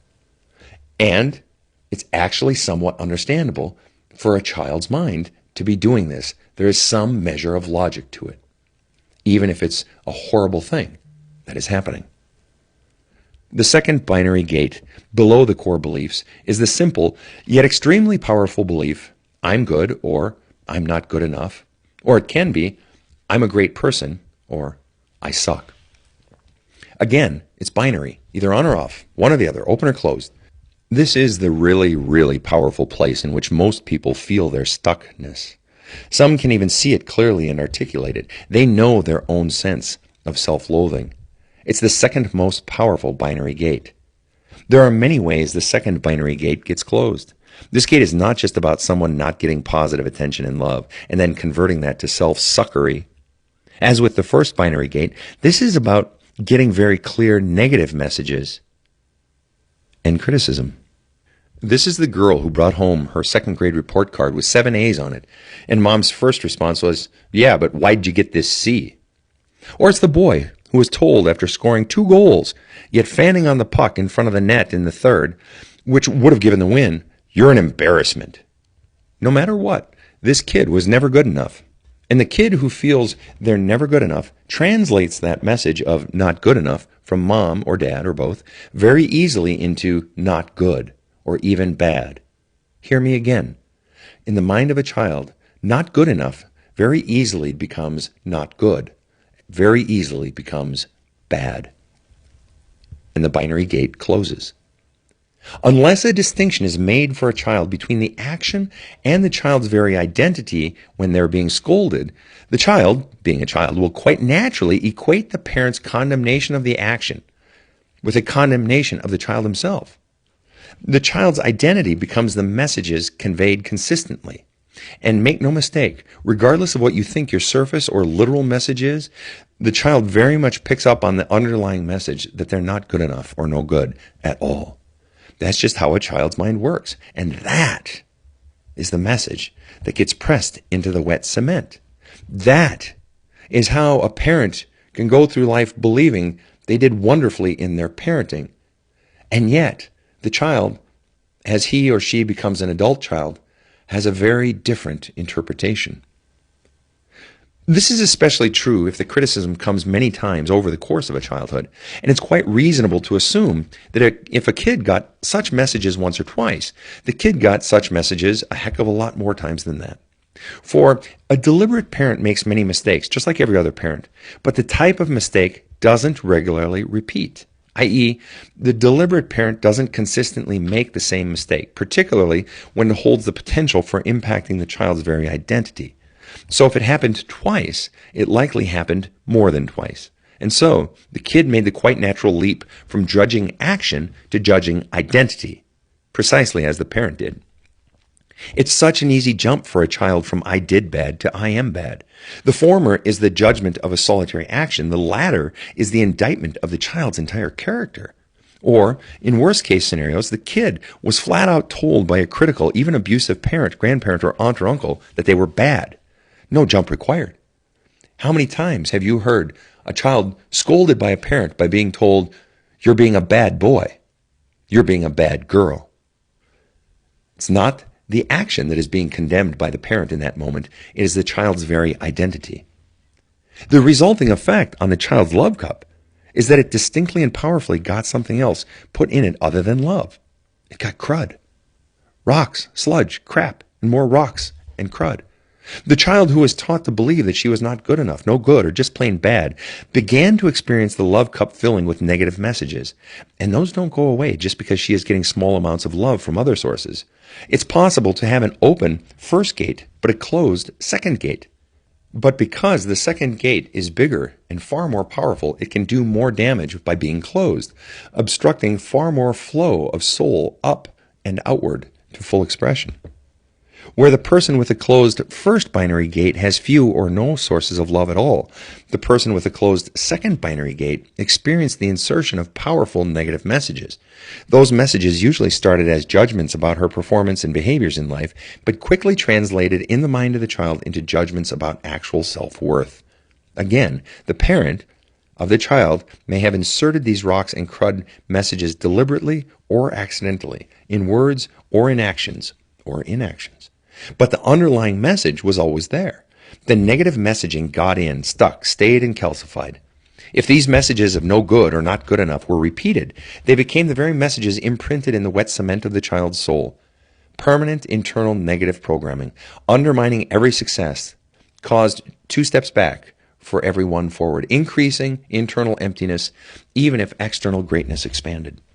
This child, who received explicit or even implicit criticism of being not good enough, undergoes a radical change. She begins to fear any reminder of that message that was pressed into the cement of her soul. You're not good enough. So she created a life where there is no external hint of not good enough, no potential for criticisms of inadequacy. Everything becomes the quest to hide the real self. The second gate is the gate of high achievers and far too many women nowadays. These are the tenured professors, multi-billionaires, millionaires, CEOs, and extreme go-getters. Life for these folk often looks super great on the surface. This woman looks totally put together, on top of it all, succeeding and up and coming. But she is chased by the dark demon of belief, deep inside, that nothing she does is ever good enough. She is forever proving herself, forever seeking higher praise, forever running, all the while thinking, maybe this will get me the praise that mom never gave me. And let it be known, this message of not good enough or you're inadequate is being passed from one generation to the next just as prevalently by mothers as by fathers nowadays. And it is always driven by a parent whose own love cup is filled with the exact same crud or is just plain empty altogether. The crud in this child's or adult child's love cup is basically manure and stones. This person is quite literally full of crap messages, spiritual poop, and heavy negative spiritual rocks. And that's why the depression and heavy feelings kick in. The person feels just plain heavy inside. I'm of the belief that the damage done to a child by spiritual abuse exceeds that of physical abuse. Physical scars eventually fade, but the messages of spiritual abuse, which are what this chapter is about, haunt and run lives amok, well into middle age or later. These are inordinately powerful messages, particularly because they were implanted when just a child. The power of a parent over a child, as well as the extreme level of trust that a child has for a parent, combine to imbue any message with absolute certainty and the very power of the gods themselves. As he ages, this child can fit only the tiniest amounts of love or positive attention into her love cup because it is so filled with negative messaging. He is quite literally full of shit. And until that crud is both identified and extracted someday, there can be no joy. This kid is simply incapable of believing they're good and lovable because they're so full of precisely the opposite messaging. This is the kid who becomes a depressed adult, a neurotic and high anxiety adult, an adult who just can't seem to figure out what the problem is with her life, how she can have it all and still be miserable inside. This child or adult at some point begins trying to escape the reality of what's going on inside her. This is the manure pile and rocks from which eating disorders spring, as well as Xanax, dependency, pot addiction, infidelity, bulimia, drug use, risky sexual behavior, and so much more. Life becomes two-faced, forever trying to be perfect on the surface and forever trying to escape her own head when not trying to be perfect. This crud that fills the love cup, that is to say, the soul, is that which blocks the flow of her true spirit and true voice rising up from within her. All of the fear-driven perfection and negative messages block her soul from expressing herself. Nothing of the true self is allowed to see the light of the day, instead forced down into the darkest recesses of oneself. Showing the true self to the world would mean risking the most painful type of criticism. For it is one thing to be criticized occasionally for the fake you have become, but it is infinitely more terrifying to ever be criticized when showing the real you to the world, as you did when you were a child and first felt that deep sting of criticism. The most powerful part of your life that you're completely unaware of, the third binary gate. Yet for as treacherous to the soul as the first and second binary gates are, they pale in comparison to the power of the third and final gate. This is the gate closest to the soul that often closes simultaneously with one of the upper gates. This bottom gate is the one that controls the whole system. Everything, all of your life, boils down to this one gate.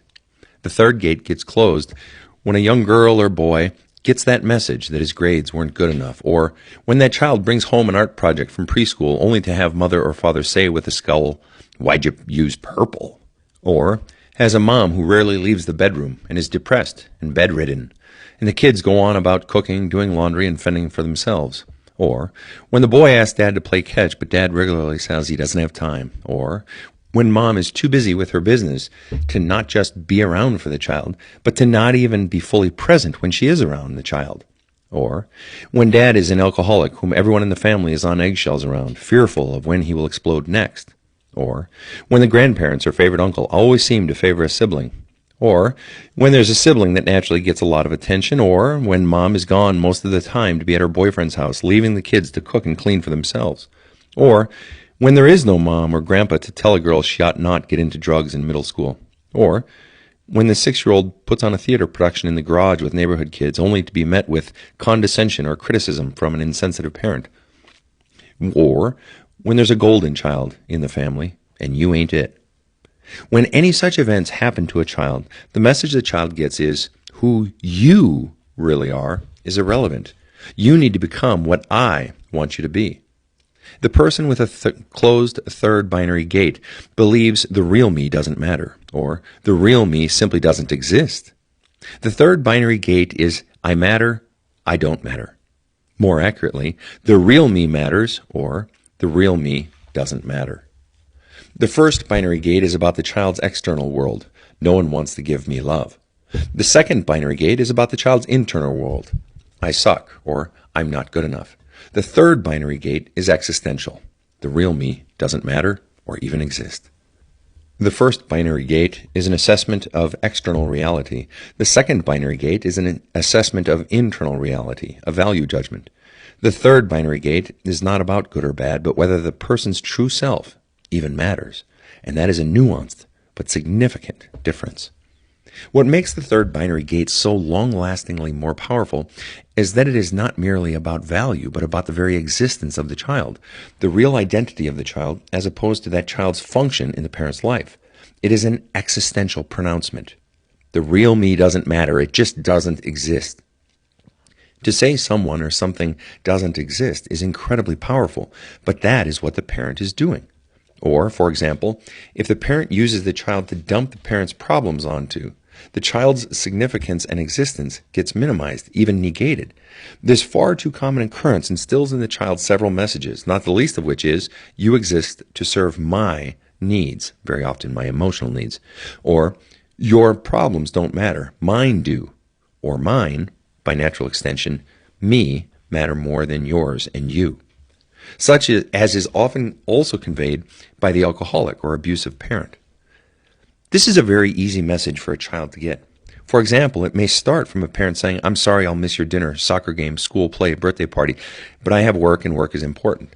If it happens enough times, the child very easily and naturally can translate this into, work is more important than me, which is a small step from, I'm not important, eventually becoming, I don't matter. This may seem silly or even easily surmountable for an adult, but it's neither silly nor easy for an adult, because it has become written in the cement of that adult's soul, and it's inordinately powerful for a child. This is exactly how a child's mind thinks. Actions carry meanings.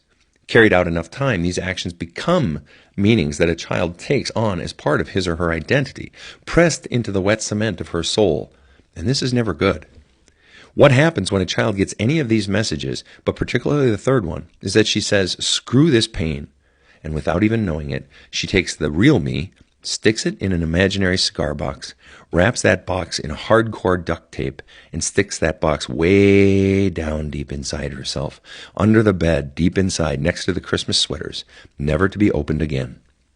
This child then becomes whomever he or she has to be to win positive attention and, more importantly, avoid negative attention or criticism. So painful is the message, the real you doesn't matter, that the single biggest fear of life becomes showing the world who you really are. The rest of his or her life is spent hiding, running from the pain, and living in some form or another of soul misery. Period. End of story. For any sort of criticism from childhood forward becomes a highly charged reminder of that pain from childhood when it was conveyed to her in no uncertain actions that who she really is just doesn't matter. It becomes a highly, highly charged memory or series of memories. Why? The effect of that third binary gate being closed is that a hole gets punched in the bottom of the love cup. And that hole is small enough to keep in any solid crud and rocks of negative messages that may come in, yet big enough to drain out all the liquid love of positive messages. This is huge. A hole in the bottom of the love cup of the soul changes everything, effectively negating the ability to acquire and pool any feelings of love inside. A love cup with a hole in the bottom means the bearer will never feel loved or feel good except in fleeting moments of ecstasy from some sort of drug or experience. No matter how much love gets poured in, it only touches the cup and then passes outward. Poke a hole in a styrofoam cup, then pour water into it from a pitcher. Run your finger along the inside of a cup after you've poured the water and it has drained out. The inside walls of the cup are moist. There is residue of the love poured through, but it is only residue, only a reminder. The love never pools inside the cup. It just teases and is gone. Believing in the very negation of his existence, this child or adult child is simply incapable of containing love. It simply drains out. There is never enough coming in. It may feel good passing through, but it never stays. The child as adult may have everything in life, all the successes and veneer of having it together, but deep inside, pressed into the very bedrock of his soul, is the belief that the real me doesn't matter. For this person to feel loved, there must always be something or someone external. She can't feel love or even feel good by herself because herself is empty, or maybe empty of love. Instead, she's full of crud messages. This person is forever dependent upon her exterior life to feed her interior life and thereby pour love into her. And quite frankly, there is never enough love or love sources. By the way, this person as a parent bleeds her children of their life energy, whether they're aware of it or not. She's a spiritual vampire. However, the worst part about the hole in the bottom of the love cup is that this person has a visceral feeling of hopelessness. When there's a hole in the bottom of the love cup, there's literally no hope of ever being filled up with love. How could there be? Any love that flows in is gone just as soon as it arrived.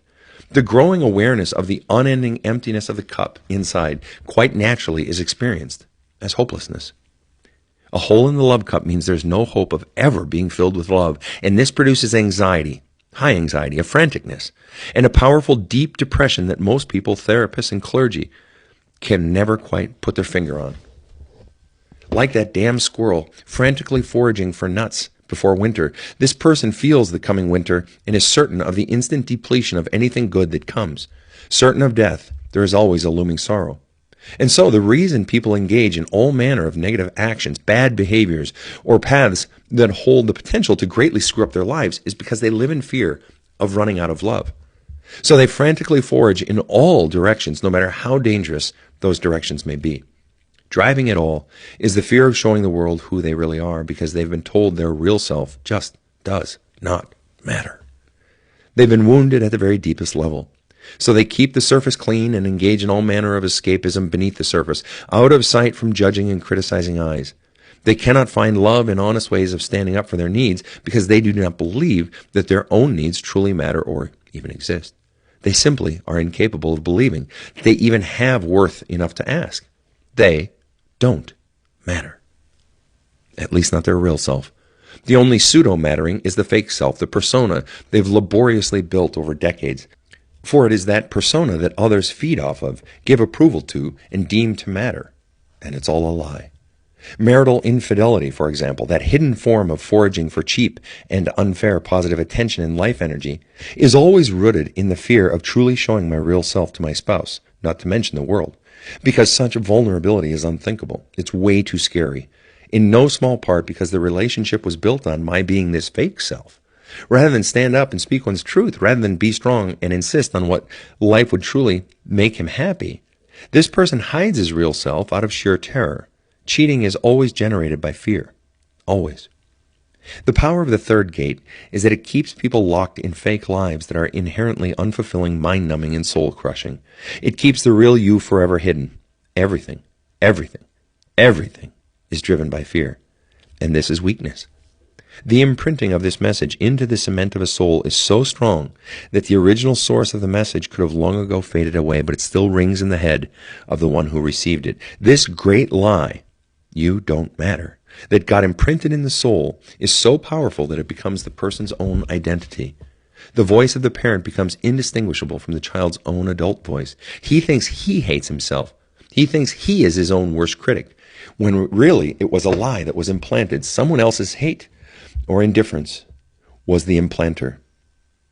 Worst of all, the voice or actions of the parent are no longer needed for the perpetuation of this completely debilitating message.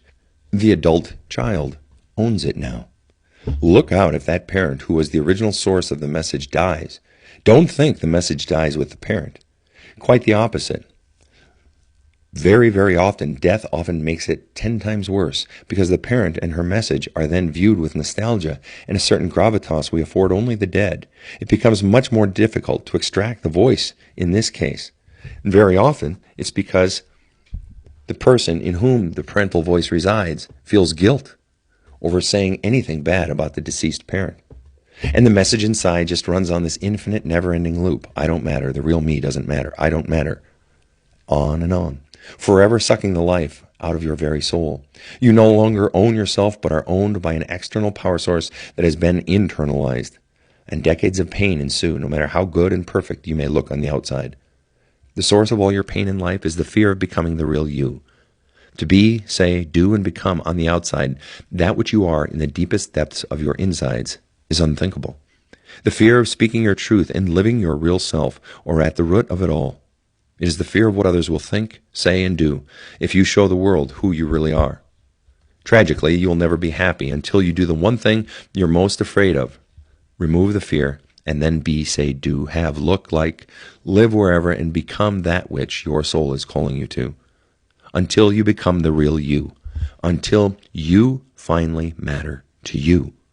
There will be no joy, no lasting peace, no fulfillment, and no cessation to the running and anxiety that grip your soul. Song recommendation. You want some real good spiritual stuff? Download and listen to Let Me Be Myself by Three Doors Down. Chapter 10. Growing Rods and Video Surveillance. So now we come to the trippy part.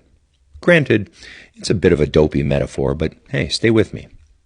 After stuffing the real self into the box deep down inside, the kid then grows 4 steel rods out of the top of her head, say 6 feet long. Them arch out in front of her at the 10 o'clock and 2 o'clock positions, and 2 hang out over the back at the 4 and 8 o'clock positions.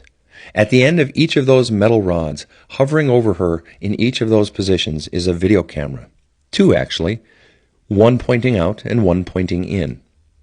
Essentially, when this kid packs her real self away deep inside, she begins monitoring every person around her. She becomes an expert at reading people, if she isn't already from reading her parents and significant influences. Outward-pointing video cameras are forever monitoring the sources of influence, reading what it is they want in order to be pleased, specifically in order to give positive attention in return.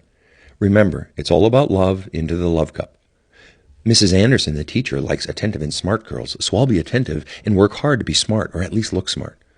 Mommy likes when I'm quiet and have perfect grades, so I'm just always going to be quiet and make sure there's nothing wrong with my report card or at school. etc., and etc., on and on. The child basically becomes this amalgam of whatever she has to be to purchase positive attention and avoid negative attention from those who have power to give it. Life ceases to be about being real or even happy, really. It becomes about being perfect, or at least creating the illusion of perfection. Perfect grades, perfect hair, perfect clothes, perfect manners, perfect words, perfect decisions, nice to everyone, many successes, no conflict, lots of smiles and gratitude lists. And that's the purpose of those other cameras at the end of the rods, the ones pointing in. The kid is forever monitoring herself, making doggone sure she is constantly perfect. I have had clients who would lay in bed at night as children, running through in their mind all they did in the past day, reviewing for slip-ups and areas to avoid in the future, things that caused pain, humiliation, and embarrassment. As a child. Can't you just see the level of neurosis and self-loathing starting in a child possessed by such thinking and living, possessed by such an all-consuming, fear-driven belief system? Is it any wonder children become shy or terrified to speak? Is it any wonder some children spend their lives flying under the radar or just skating by, terrified to stick out or open themselves to criticism in any way? Is it any wonder why so many children and young adults become afraid to have dreams in life? And yes, I have had countless adult clients who have said to me, Sven, I don't think I've ever had a dream for my life, which is a statement so unfathomable and breathtakingly tragic. Afraid of opening up their greatest desires and passions to the crippling criticality of those who claim to love them most? Some become so obsessed with perfection and so terrified of that criticism that they added one more thing with the rods and cameras. I have had clients who, metaphorically speaking, ran a microphone up inside their own brain. I have had clients who confessed to laying in bed at night, monitoring and reviewing not only their actions and words from the past day, but their own thoughts, looking for any hint of bad thinking, bad thoughts, or anything dirty inside of them. The level of neurosis as a child. The level of self-consciousness and sheer terror necessary to drive a child to do this is unthinkable. As an adult, it can be easy to think of this as, oh, no big deal, to pass it off as childish nonsense. But that is to miss the child mind and spirit in all of this. It is to fail to see and feel it as a child would, where every offense is grievous and terribly painful. Without the liberty to cry it out and talk it out and thereby extract the pain from the soul, it becomes implanted, a fully charged, embedded memory. And that ain't good. Further, that wounded and spiritually crippled child is forever alive inside the adult individual, no matter what sort of responsible, adultish veneer is used to paper over it. It is precisely at this moment necessitated by the survival of the soul of the child, when the rods, cameras, and microphones of self-scrutiny are unwittingly put into place, that the powerful voices and messages of the external power sources become internal. It is precisely at this moment that the incessant, infinite loop of the voice of the parent hits play. So when the day comes that this person finds herself in my office for counseling, and I ask her something like, who is your biggest critic? Or, you say you're most afraid of failure, but I want to know whose voice you most fear hearing if you do fail. Or, what person is the biggest undermining force in your life? She answers, oh, that's easy. It's myself. I'm my own worst critic. Of course, that's never true. Well, it is on the surface. But what has really happened is that the critical voices that were never hers to begin with have become so tuned into, so obsessed over and fixated on, that they have become indistinguishable from her own voice. And therein is the crime. When she owns as her very own the very worst messages she ever possibly could. And as shall be examined later, this is why the parent has to less and less express his or her wants and expectations for the child. The child already knows. The adult child definitely already knows without a word ever being spoken. The child has been tuned into the messages, spoken and unspoken, of the parent since the very tenderest of ages. The teenager or young adult knows exactly what the parent wants, expects, or demands without the parent ever having to utter a word. This, of course, is why so many parents can get away with a throwaway line, oh, but I tell my kids they can do whatever they want in life. Or, I never tell my kids what to do. They're free to be themselves. Or, I never told my son where to go to college or told my daughter who to marry, or some such things. The messages and expectations of the parent or parents become so embedded and so foundational in the child, running on infinite loop, that the parent is always present, always demanding, always critiquing. So the parent can play nice on the surface and look all innocent with the words coming out of their mouth, but the message that is already embedded deep inside the child is that they must do precisely as the parent expects. And it is this mad, infinite loop that becomes the voices in her head that she tries to escape in teen years or young adult.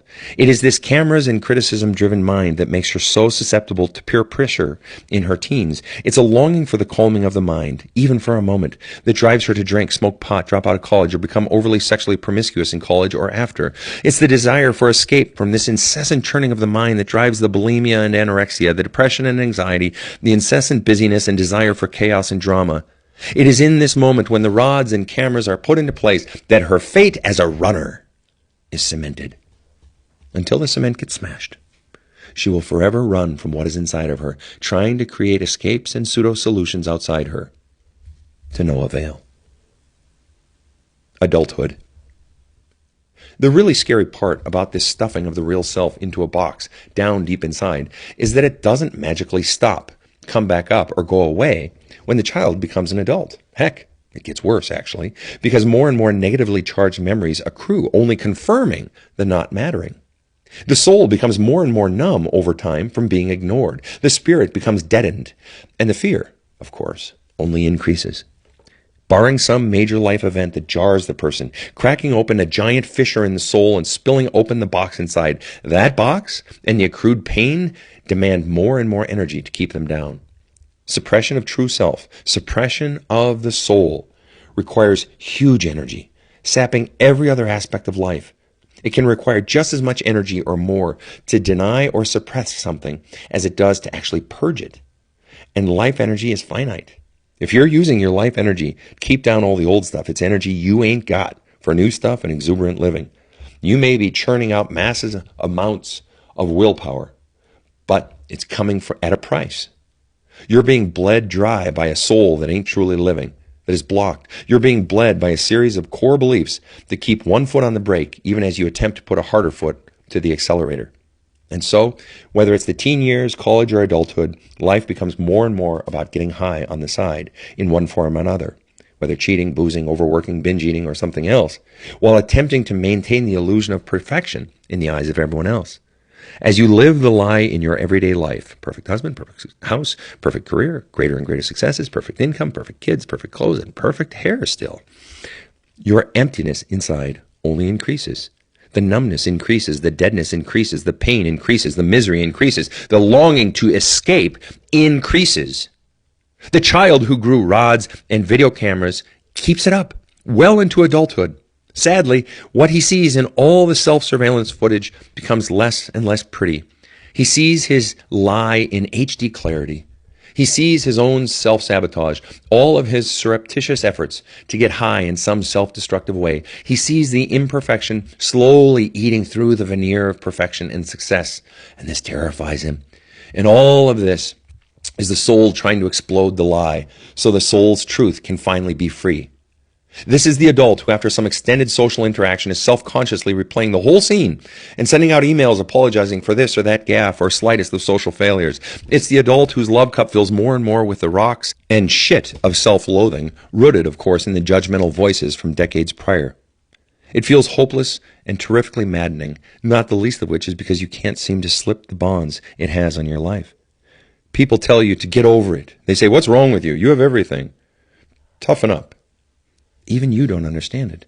But there it is, a life that's a mess and completely unintelligible, an illogical mystery. You live in complete unawareness of the core beliefs driving the system, the fear-driven ethos, and the real you in some cigar box deep inside next to the Christmas sweaters, waiting, longing to be free. Song recommendation. As a brilliant and passionate expression of this loneliness and sense of hopelessness that come from living inside yourself and living with this never-ending sense of dread and failure, I commend to your listening pleasure the song Don't Give Up by Peter Gabriel. Dive into the words and the power.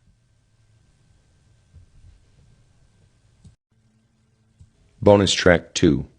Why telling an adult to just get over it and move on is the dumbest thing ever. As seen in the early chapters, core messages received from significant people when young become pressed into the cement of our soul, embedded in the belief system and operating system of our entire life. For this reason, it becomes nonsensical, even silly, when that same person becomes an adult and is struggling in one way or another and hears from others something to the effect of, "You're an adult. You need to just get over all this. It's all just a choice now that you're an adult. Just get over it. Make yourself happy."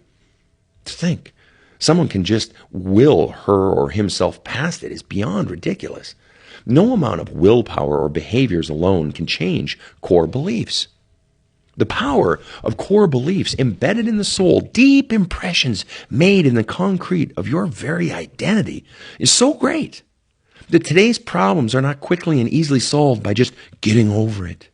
And any exhortations by others to do so have the effect of adding even more shame and guilt to the life of the person who just can't seem to solve his or her life problems. The beliefs that run the operating system of your life cannot be overwritten with a throwaway exhortation to just get over it. Such exhortations to do so are never given by the caring soul attempting to actually help the individual. Rather, they're the words of frustration, exasperation, or outright contempt, spoken by someone who simply doesn't want to deal with another person's problems, or at least not anymore. The callous calling to another person to just get over it does nothing except hurt the other person. Isn't it reasonable to assume that if someone could simply get over it, they would? So what is solved by saying such a thing, except to make the one speaking it feel better by putting down the hearer? The speaker simply has no idea what to say or how to fix the troubled person who cannot seem to right their own ship. Just get over it is a blatantly obvious earmark of someone who has absolutely no fucking clue what they're dealing with. Quite interestingly, this is also why a great many therapists, clergy, life coaches, and well-meaning friends and family are ineffective. They simply have no idea what the hell they're looking for, or they lack the ability to drill down to the core beliefs embedded in the concrete of the soul, or they lack the ability to smash the old concrete beliefs and create a new belief system. Like a day laborer doing demo work on a job site, it requires some heavy blows with a sledgehammer to break and dislodge anything cemented. And a great many people, including therapists and clergy, simply don't know how to find or even address core beliefs and their power over a person, not to mention the even deeper beliefs of the binary gates. Further, they often shy away from the heavy blows, opting instead for an ongoing game of patty cake blather. Yet addressing the beliefs is both necessary and incredibly powerful.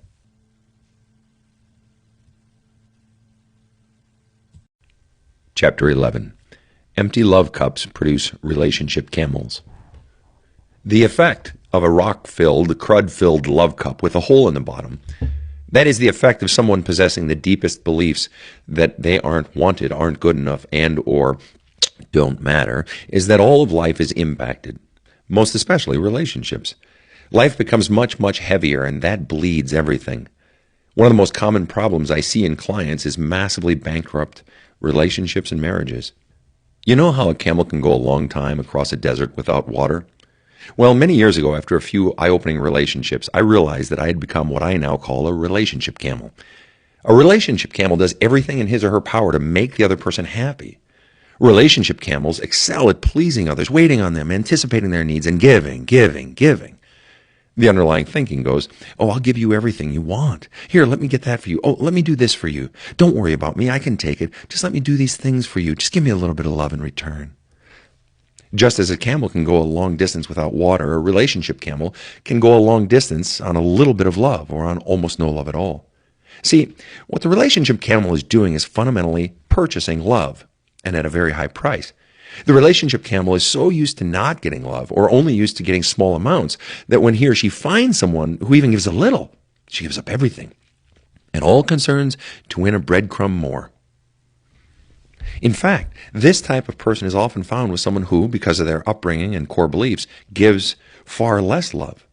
People who are big takers of love are often givers of very little, and big givers are often small takers, hence a perfect, if ill-begotten, fit. Further, it is a situation quite familiar to the relationship camel, as old as his or her childhood, where all of this was learned in the first place. But here's the wacky part.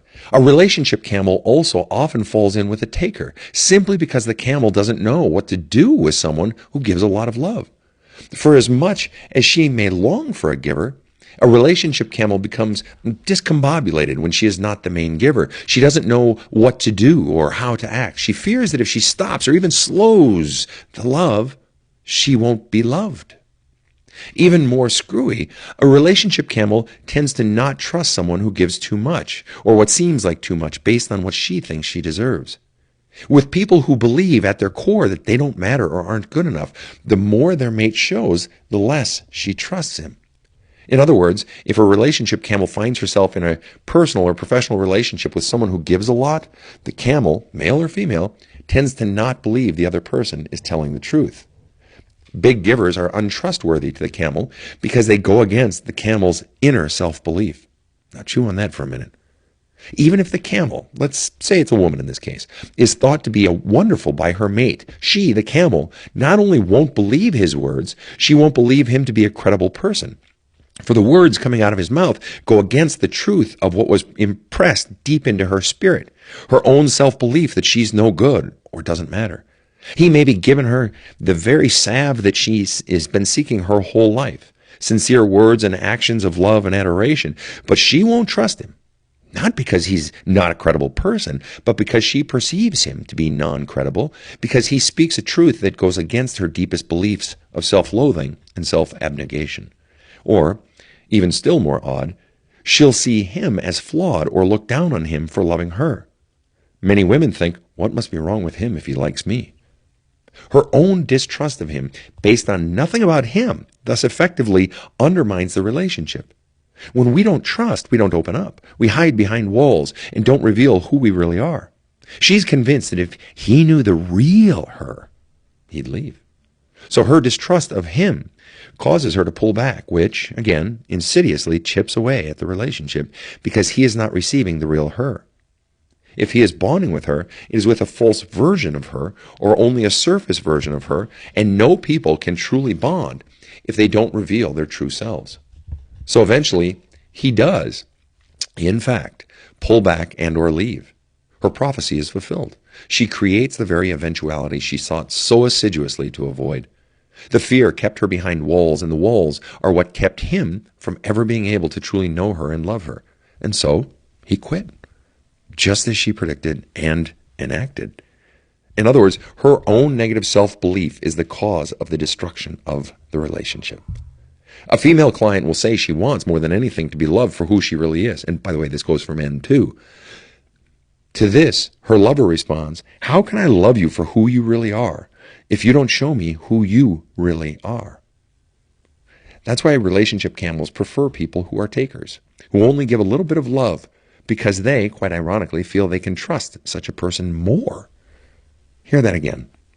That's why relationship camels prefer people who are takers, who only give a little bit of love, because they, quite ironically, feel they can trust the taker, trust such a person more. The words and actions of a taker and the underlying message on which they're based are familiar and therefore easy and consistent with what she has always heard and believed. The taker is safe, familiar. And so a camel keeps picking takers because the taker's messages are reflective of her own beliefs and what she has been taught since she was young. She keeps allowing it. The big lie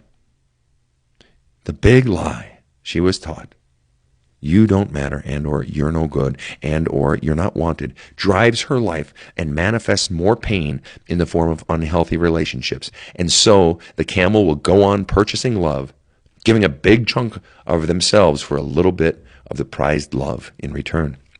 But worse, the camel is forever making her happiness commensurate upon someone else's happiness, if for no other reason than the fact that the taker generally only gives love to the camel when he's happy. I mean, how many takers do you know that actually give love when they're unhappy? Taker implicitly means not giver. So the camel is forever looped into, susceptible to, and almost entirely driven by the feelings of others, especially those closest to her, who demand she keep pouring love into their hole-poked love cups.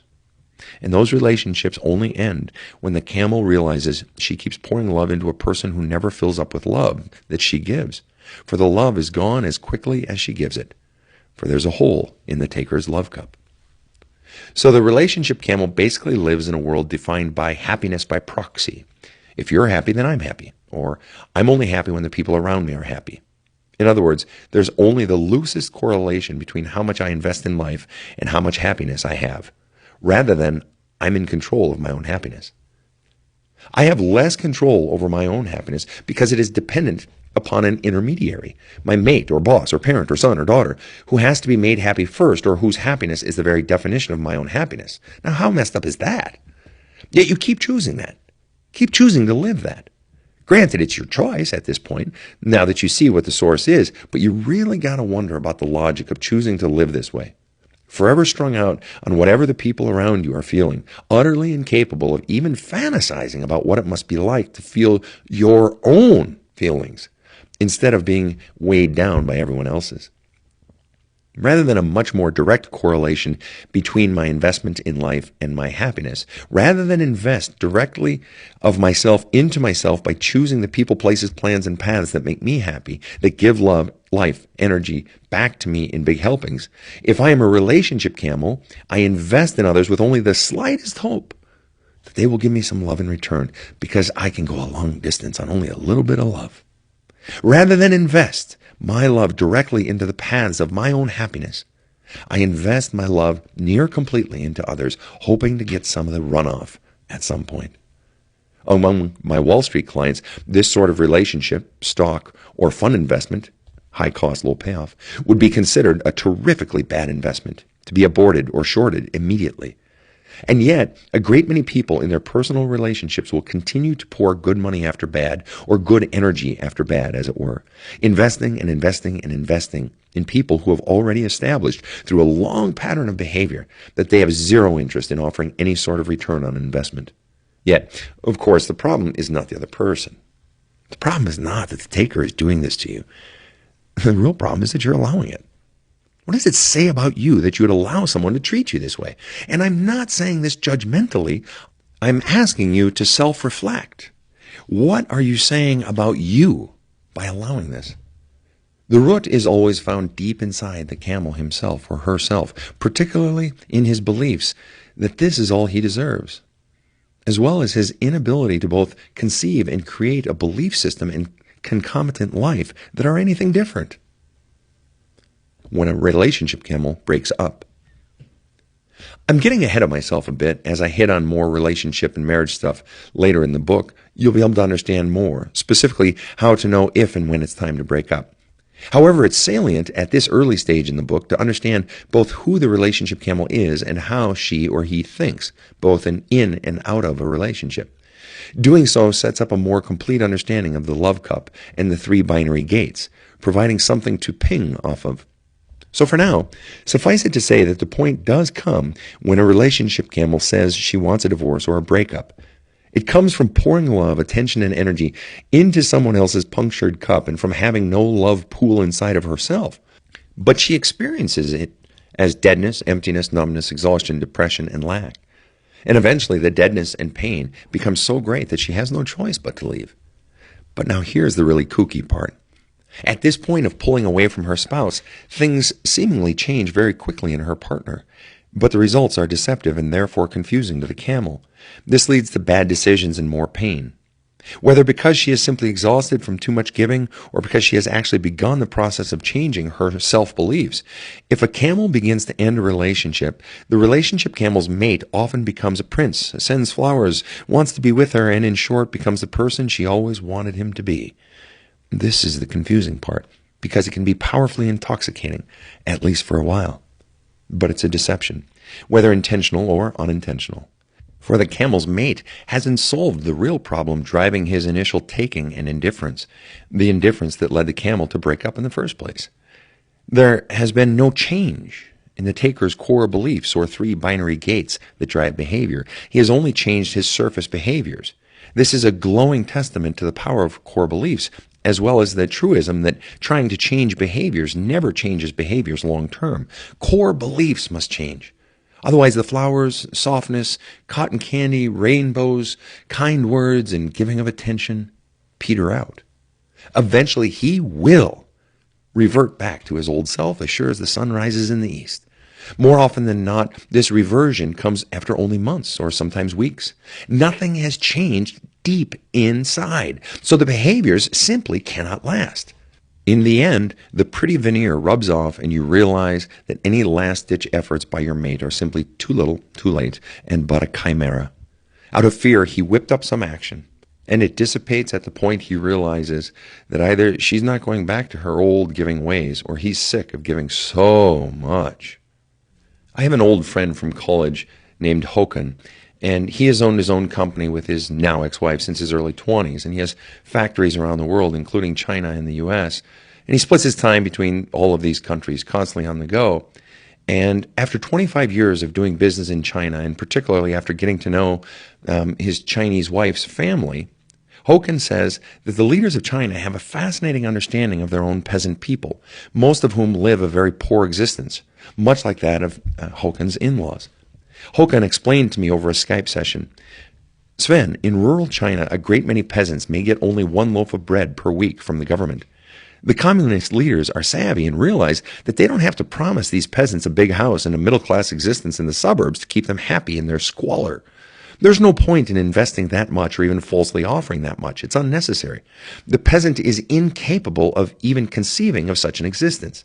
No, all the leaders have to promise is a second loaf of bread per week, and those peasants will think they've hit the jackpot. They've just doubled their earnings. This peasant mentality that Håkan was explaining is precisely the pitfall of the relationship camel when it comes to breakups or time to divorce. Having lived in relationship poverty for so long, the camel is susceptible now to being sucked back in by a two-loaf mentality, by a mere double return on profits, as if that's some sort of victory. Whether the camel's mate realizes it or not, precious little is required to lure the camel back. Highly unlikely the mate is consciously aware of it. More likely the mate simply wants to continue to invest as little as possible to get immediate returns. I mean, think about it. How long can the mate sustain such a high level of output when he too has an empty love cup? So soothing is that balm of a second loaf to the relationship camel, whether in the form of flowers, notes, touch, kind words, attention, asking questions about my day, or just plain time together. Hey, someone actually wants to be with me. So soothing is that it can lead to a massive distortion of reality. It engenders the false belief that life is tolerably better now and that this can actually last. Not to mention the naive belief that this is actually even a distant relative of happiness. Bad, bad, bad. Life is not markedly better now, and it certainly won't last. It can't. Yet sometimes that is what it takes before we're fully 100% ready to leave a relationship. Sometimes we have to get the strength and self-love to leave, see the effects of my change on my partner get sucked in and then get sucked back down before we have the real and lasting aha moment that nothing has changed and ain't nothing ever going to change. Sometimes we have to get lured back by the attention and shiny things and grand lies of leaves seemingly turned. Sometimes our growth requires getting sucked back down when in a position of growing inner strength before we see things with keener eyes, see the changes as illusions, and make decisions more lastingly. In the end, however, the plight of the relationship camel in a marriage, intimate relationship, or divorce is almost irrelevant compared to the camel's relationship with his or her own self. The problem is never the camel's mate. It's not even the camel's actions. The problem driving the whole equation is the camel's core beliefs and binary gates. Everything flows from these. The relationship camel only ceases to be a camel when she has the courage to change her core beliefs and thereby begin the process of living deliberately and, in the end, much more happily. Journaling recommendations. 1. In which relationships in your life are you investing way more than you're getting? 2. More importantly, are you beginning to understand the correlation between core beliefs and the shape of the world around you, the world you've created? Are you beginning to understand that even the slightest shift in your core beliefs is a shift in the tectonic plates underneath your life, creating earthquakes of change in your life principles and eventually your actions? 3. Which relationships have you been sucked back into by shiny baubles and grand promises? How long did it take for these changes to peter out? What do you think caused them to peter out? 4. From whom did you learn how to be a relationship camel? The person who taught you how to live with a taker and make a taker happy. And who was the taker in that camel's life? The taker you yourself likely still fear critique from and long for praise from. 5. How bad does the pain of deadness have to get before you're finally ready to let go, become unwound from the emotions of others, and finally live not just freer, but lighter? When do you finally realize the futility of happiness by proxy? 6. How can I love you for who you really are if you won't show me who you really are? Are you still hiding behind your walls? Has your pain gotten bad enough that you're willing to risk and open up? Chapter 12. The Bag of Rocks on Your Back. As mentioned in Chapter 2, every experience in life and every memory has an emotional charge, either positive or negative. Every negatively charged memory is like a rock that has been put in a giant burlap sack on your back. When we're young, it's nothing to have a few negative experiences and then to carry around some rocks on our back. Because A, we're young and have energy, and B, for the most part, only so much can accrue in the short time of a young life.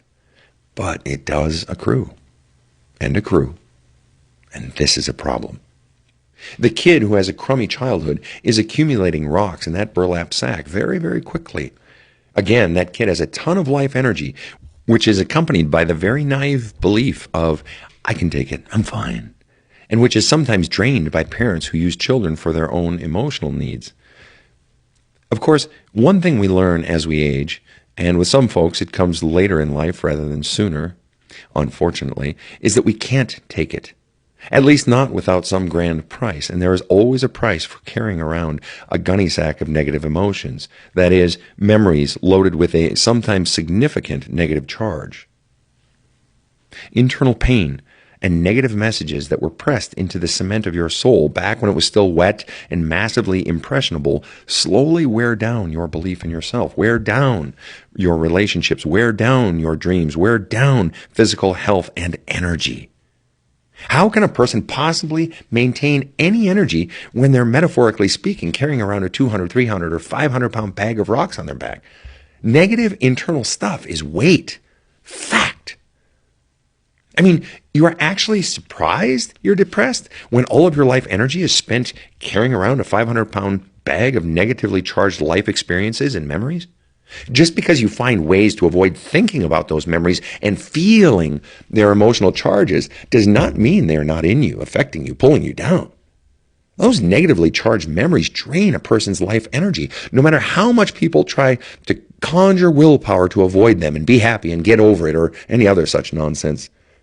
Drained of so much life energy, you check out of life, check out of relationships, check out of greater responsibilities, or even check out of day-to-day functioning. Why?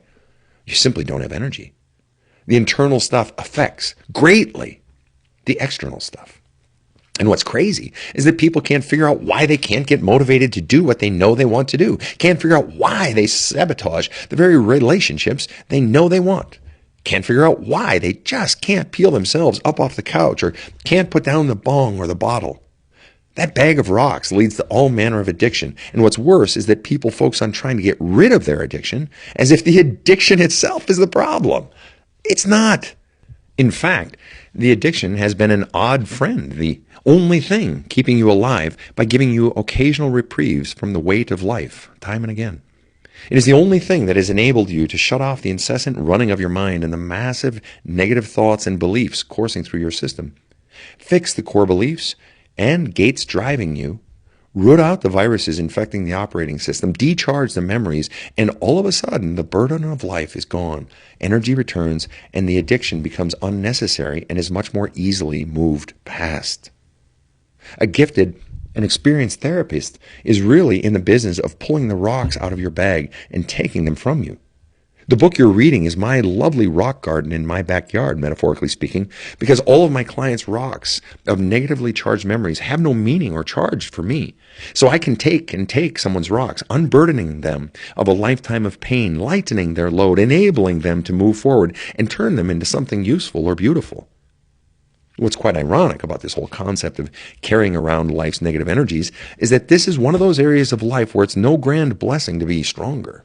See, the stronger person will tough it out for a whole lot longer, years or even decades, rather than finally break down and begin the process of letting go of the negative energies. This is a situation where it's far better to be wise than strong. For why carry around a lifetime of negative energy if you don't have to? It makes no sense, as it is only holding you down from being light and at peace and holding you back from being your true self. Except that people fear the pain of bringing it all up again. Fear feeling it again as the pain leaves the body. Fear feeling stupid. Fear being overwhelmed by the pain. Fear that the pain will never leave once it is given oxygen and light of day. And so people engage in all manner of neurotic and destructive behavior to run from the bag of rocks. At least to the degree anyone can run from a 500-pound bag of rocks that is firmly affixed to their back, or run with a 500-pound bag of rocks firmly affixed to their back. But it does pass. And there are mechanisms for doing it more quickly, which is why I strongly recommend learning the discipline of using the Sedona method. For years, I also used journaling, which is highly effective, if a bit slower than Sedona, which I only found about 10 years ago. We start by asking the surface questions about what's hurting or bothering oneself, then ask deeper questions like, what's below that? Or why am I feeling that? Or what triggered that?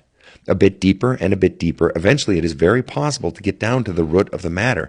And that's when the real magic happens. And this is why I'm a big believer in journaling. I'm also a big fan of letter writing. Regularly, I have clients write out the most vehement, angry, hurt-filled letters they can possibly flush out to the people who have most affected them. And I require them to not mail the letters or hit the send button, because the point is getting it out. If they choose to confront the person later, that's a separate issue. I require all clients to write their life story in a full autobiography to me before I ever even start working with them. Not only does the autobiography enable me to fully be versed in their life story ahead of our sessions, but it helps many a client to see his or her own life more clearly. Occasionally, clients even have their own epiphanies upon writing their autobio before they even meet with me. The catharsis of writing out one's story and afflictions is its own reward, but then having life-clarifying revelations as well, again, before they ever even meet with me, is a jolting experience for those who experience it. But without articulating the event or memory, as well as the feeling or negative charge, through effective counseling, Sedona method, autobiography writing, or journaling, there can never be full release of the charge. It's not possible to just exercise your problems away, or yoga them away, or pray them away. You can't busy them away, parent them away, massage them away, or work or smoke them away. These things release the physical anxiety or physical lethargy that grow out of the charged memory, but not the charged memory itself that is causing the energy problem. These physical things can trigger them to come up, but they only come out by codification, words, talking, writing, or some form of definition of the beast of a memory. There has to be articulation of the memory and the release of the feeling that goes with it. We never know what we really think and feel until we're forced to codify our thinking and feelings, i.e., to put it all into words. But it also requires drilling down and down until the true essence of the problem is articulated. And with that clarity of thought comes the capacity to release the charge that comes with it. As those charges get released, it is possible to then have the memories of life without the knot in the stomach, the racing pulse, or the desire to run from the memories. They become simply memories. Decharged memories that require no effort to carry or run from, and that no longer have the power to anger you, upset you, drag you down, or drain your life energy. However, until you change your internal, the external will be always unfulfilling. You will never be happy or at peace, and that begins with first seeing your internal. You ain't what you've become. You're so much more. Song recommendation. The language in this song is a bit coarse, but the message is so passionate, strong, and beautiful. Please buy and listen to over and again Fucking Perfect by Pink. It's such a great message. Chapter 13. Who owns you? Fundamentally, what this whole conversation of stuff going on inside of you boils down to is that you're in a proxy fight, a battle for ownership of your life. The reason you have such unrest in your soul, the reason you lack clarity over your path, the reason you feel sapped, depressed, and or anxiety-ridden, the reason the very life is being sucked out of you day in and day out is because deep inside of you, you actually believe that you do not own your life. The source of conflict that is creating all this negative energy inside you is the grinding of two competing belief systems against each other. One belief system begins with, I own my life. I truly am free to be who I am, do what brings me joy, say what is in my heart, become whomever or whatever I wish, and follow whatever dreams light up my soul. I am good, I am lovable, the real me matters. Every action then flows from that core belief. Yet, that belief system has been quashed for the better part of your 2, 3, or 6 decades on this earth. The competing incumbent belief system fighting for ownership of your life and control of you is, Mom and or Dad or whomever raised me really owns my life and I have to do what she or he wants, or she'll undermine, mock, criticize, doubt, question, or in some other way tear down my idea and me. Or Dad or Mom owns me and I want to make him or her happy because it hurts so much when he's unhappy with me. I'm terrified of failure and his disappointment in me, so I'll just do what he wants, or I'll fight him a lot but generally cave in the end. Or I'll just do the exact opposite of whatever he wants. Or, Mom and Dad have been so good to me in so many ways, so I feel horribly guilty even considering the possibility, not to mention speaking or writing it, that they screwed up or hurt me in any way.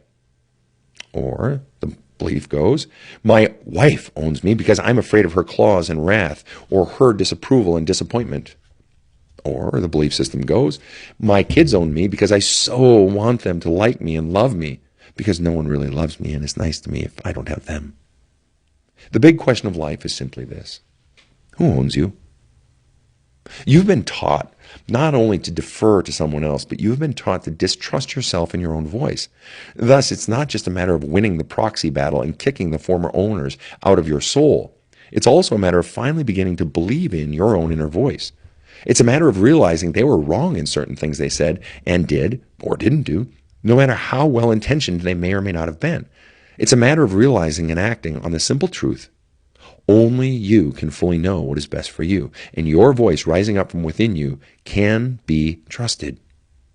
When we're taught as children to take our life cues from someone other than our own self, what we're being taught at an even deeper level is that the true power source for your life is outside of you, not inside you.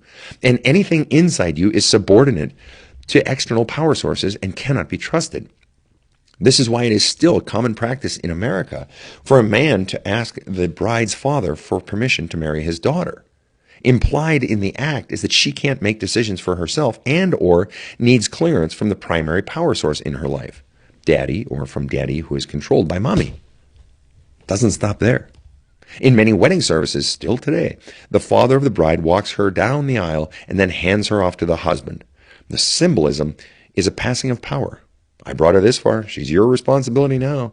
I trust you. You're in charge. Because we all know she can't take care of herself or be trusted with her own decisions and life. And now, for the last decades, you've been struggling in life because you are struggling inside. The exterior is just a reflection or a gross expansion of the interior. You have an integrated life, negative interior manifesting itself in a negative exterior. You have created on the outside what runs the inside: confusion, conflict, and great unrest. But in the end, what is driving the outside life is the same thing driving the inside life. Mainly, not you. The goal, of course, is positive, authentic integration between outer and inner. Your authentic true self is first known inside, then it is created in physical form externally in the form of perimeters, paths, pursuits, and purposes. At the moment, though, you don't own you. You're in an ownership battle for your own life, and it's killing you, depleting you, wasting your life. You're trying to go after what you want and who you are, but you're held back by a powerful competing impulse that wants to shut down any notion of living life your way. A part of you clings to that external power source of your past and its influence over you because it is familiar and comforting. Resultingly, you're looking for an external power source, just as you've always done, to give you permission to live your life your way. Both so you'll be able to have more confidence in the path, and so you'll forever be able to divert criticism from yourself if things go poorly, never having to truly own your life and its results. The thought of giving yourself permission and that being enough for you, that is to say, the thought of living life without the comfort and security of someone else telling you what to do, is, quite frankly, scary for many reasons. The autonomy you crave is simultaneously the tethered feeling you fear and the openness to criticism you fear even more. And until you actually believe that this is your life, living in both exhilaration and nervous fear, you will never be happy, never be free, never have peace in your soul, never feel fulfilled. Until the power source for your life shifts from being external to being internal, you'll forever be deferring your life to others, forever distrusting your own inner voice, forever looking to others to tell you what to do with your life, be it spouses, parents, siblings, bosses, friends, clergy, therapists, society, and even your own children. Tragic as that can be, and I've counseled grown-ass adults who ask their teen and even preteen children for life advice. See, there will always be people quite happy to tell you how to run your life, whether in monumental or subtle ways. That can be a very easy, very safe way to live your life. There's never any conflict with anyone because you just do what they say. Simple. The problem, of course, is that the conflict is inside you. You don't wrestle with others, you wrestle with yourself. And you engage in all manner of escape activities to numb you from the internal pain or to make you feel alive from all your numbness. As long as someone else runs your life, you're screwed because they ain't you. No other person can possibly know what is written in the code of your soul. No person can possibly know to what you have been called. For as much as others, particularly parents and spouses, want to live your life for you, we each only get one life to live, not two. One. That's it. But you're abdicating your life and power over your life to someone else. Yet the sheer terror comes from the thought of standing up and shouting to the heavens, not to mention to the person with whom you're in a proxy fight, a clear and resounding no. I have plenty of wives, spouses in my practice who tell me, but Sven, I have said no. I have stood up. I have made my voice heard, but nothing changes. My husband doesn't do anything and my parents don't change when I stand up to them. No, I tell them, you haven't. You've stood up, but then you've sat down.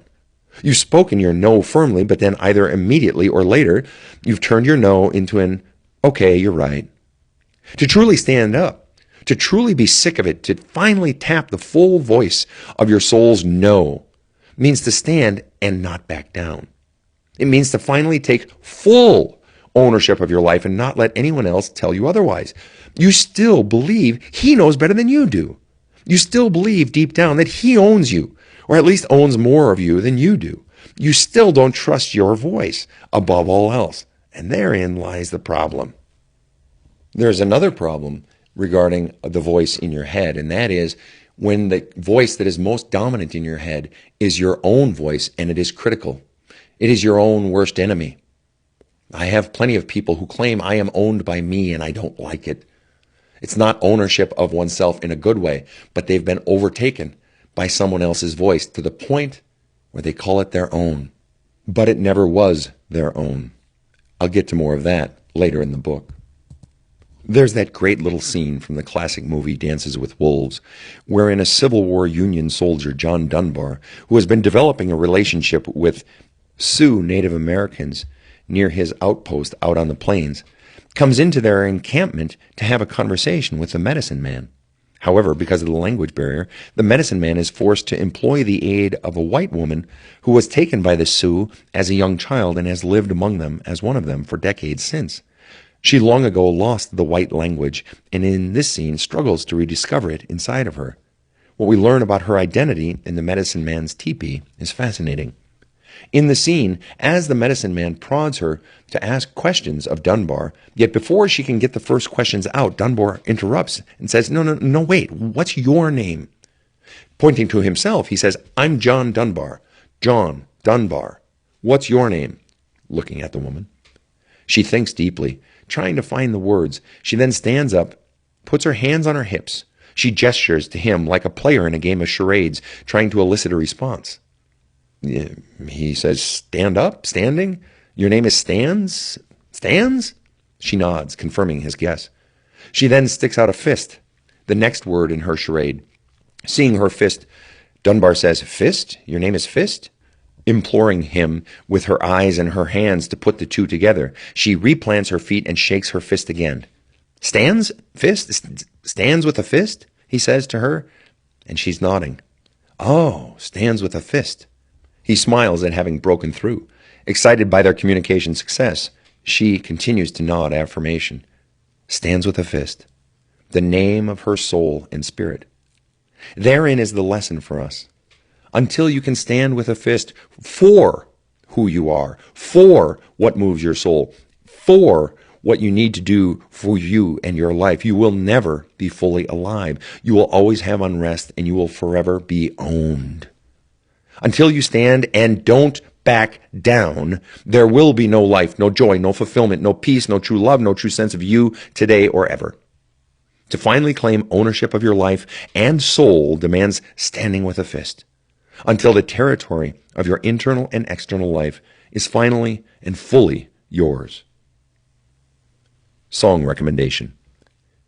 On this notion of ownership, there is no better song than the little-known one by my all-time favorite group, Chicago.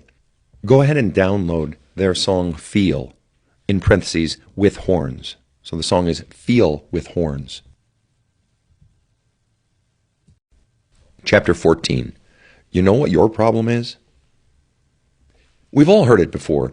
That question always meant to be answered by the asker, not the asked, and loaded with a hail of buckshot behind it. The question, do you know what your problem is?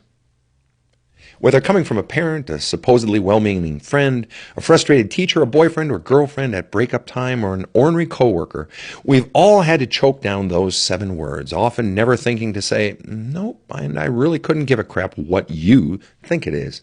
But whether out of fear of saying no or out of simply being caught off guard, we let someone lead us into it, and we listen. Ugh. And it usually then screws us up for years, even decades to follow. Because, of course, we passively think it's anyone's right to tell us what they think is wrong with us and to render commentary on our lives any old time they doggone well please. We think we're obligated to listen and heed. Worst of all, most of us believe that someone else, especially those close to us, have some hidden knowledge of us. Of course they don't. But because most of us enter adulthood still owned by someone else, red parents usually, we thus allow ourselves to be further owned by spouses, friends, bosses, and society. Resultingly, we are not used to trusting our own voice. Thus, we allow external forces, often random ones, to render commentary on our lives. Most of us don't realize this, at least not until much later in life, when it finally occurs to us how much of life we've wasted believing the negative crap people have put into us, either willfully or accidentally. Also realizing the terrible toll it has taken in terms of not just time, but energy and opportunities lost. Until that day, we keep letting people answer that question. You know what your problem is? We actually let people expound on our lives, however they please, as if it's their right to do so, allowing it to do whatever damage it will do. But do you want to know the only true answer to that question? There really is only one answer deep down. If you're reading this book, if you're at this point of life of never-ending malaise, lack of clarity, depression, unrest of the soul, and or anxiety, then there is only one answer to the question of, you know what your problem is? I'm going to tell you right now what your problem is. Your problem is that you actually believe you have a problem. You believe something is inherently wrong with you, or rather, you believe you are the problem. You've been taught to believe that who you really are is innately flawed, problematic, irrelevant, or to be hidden and even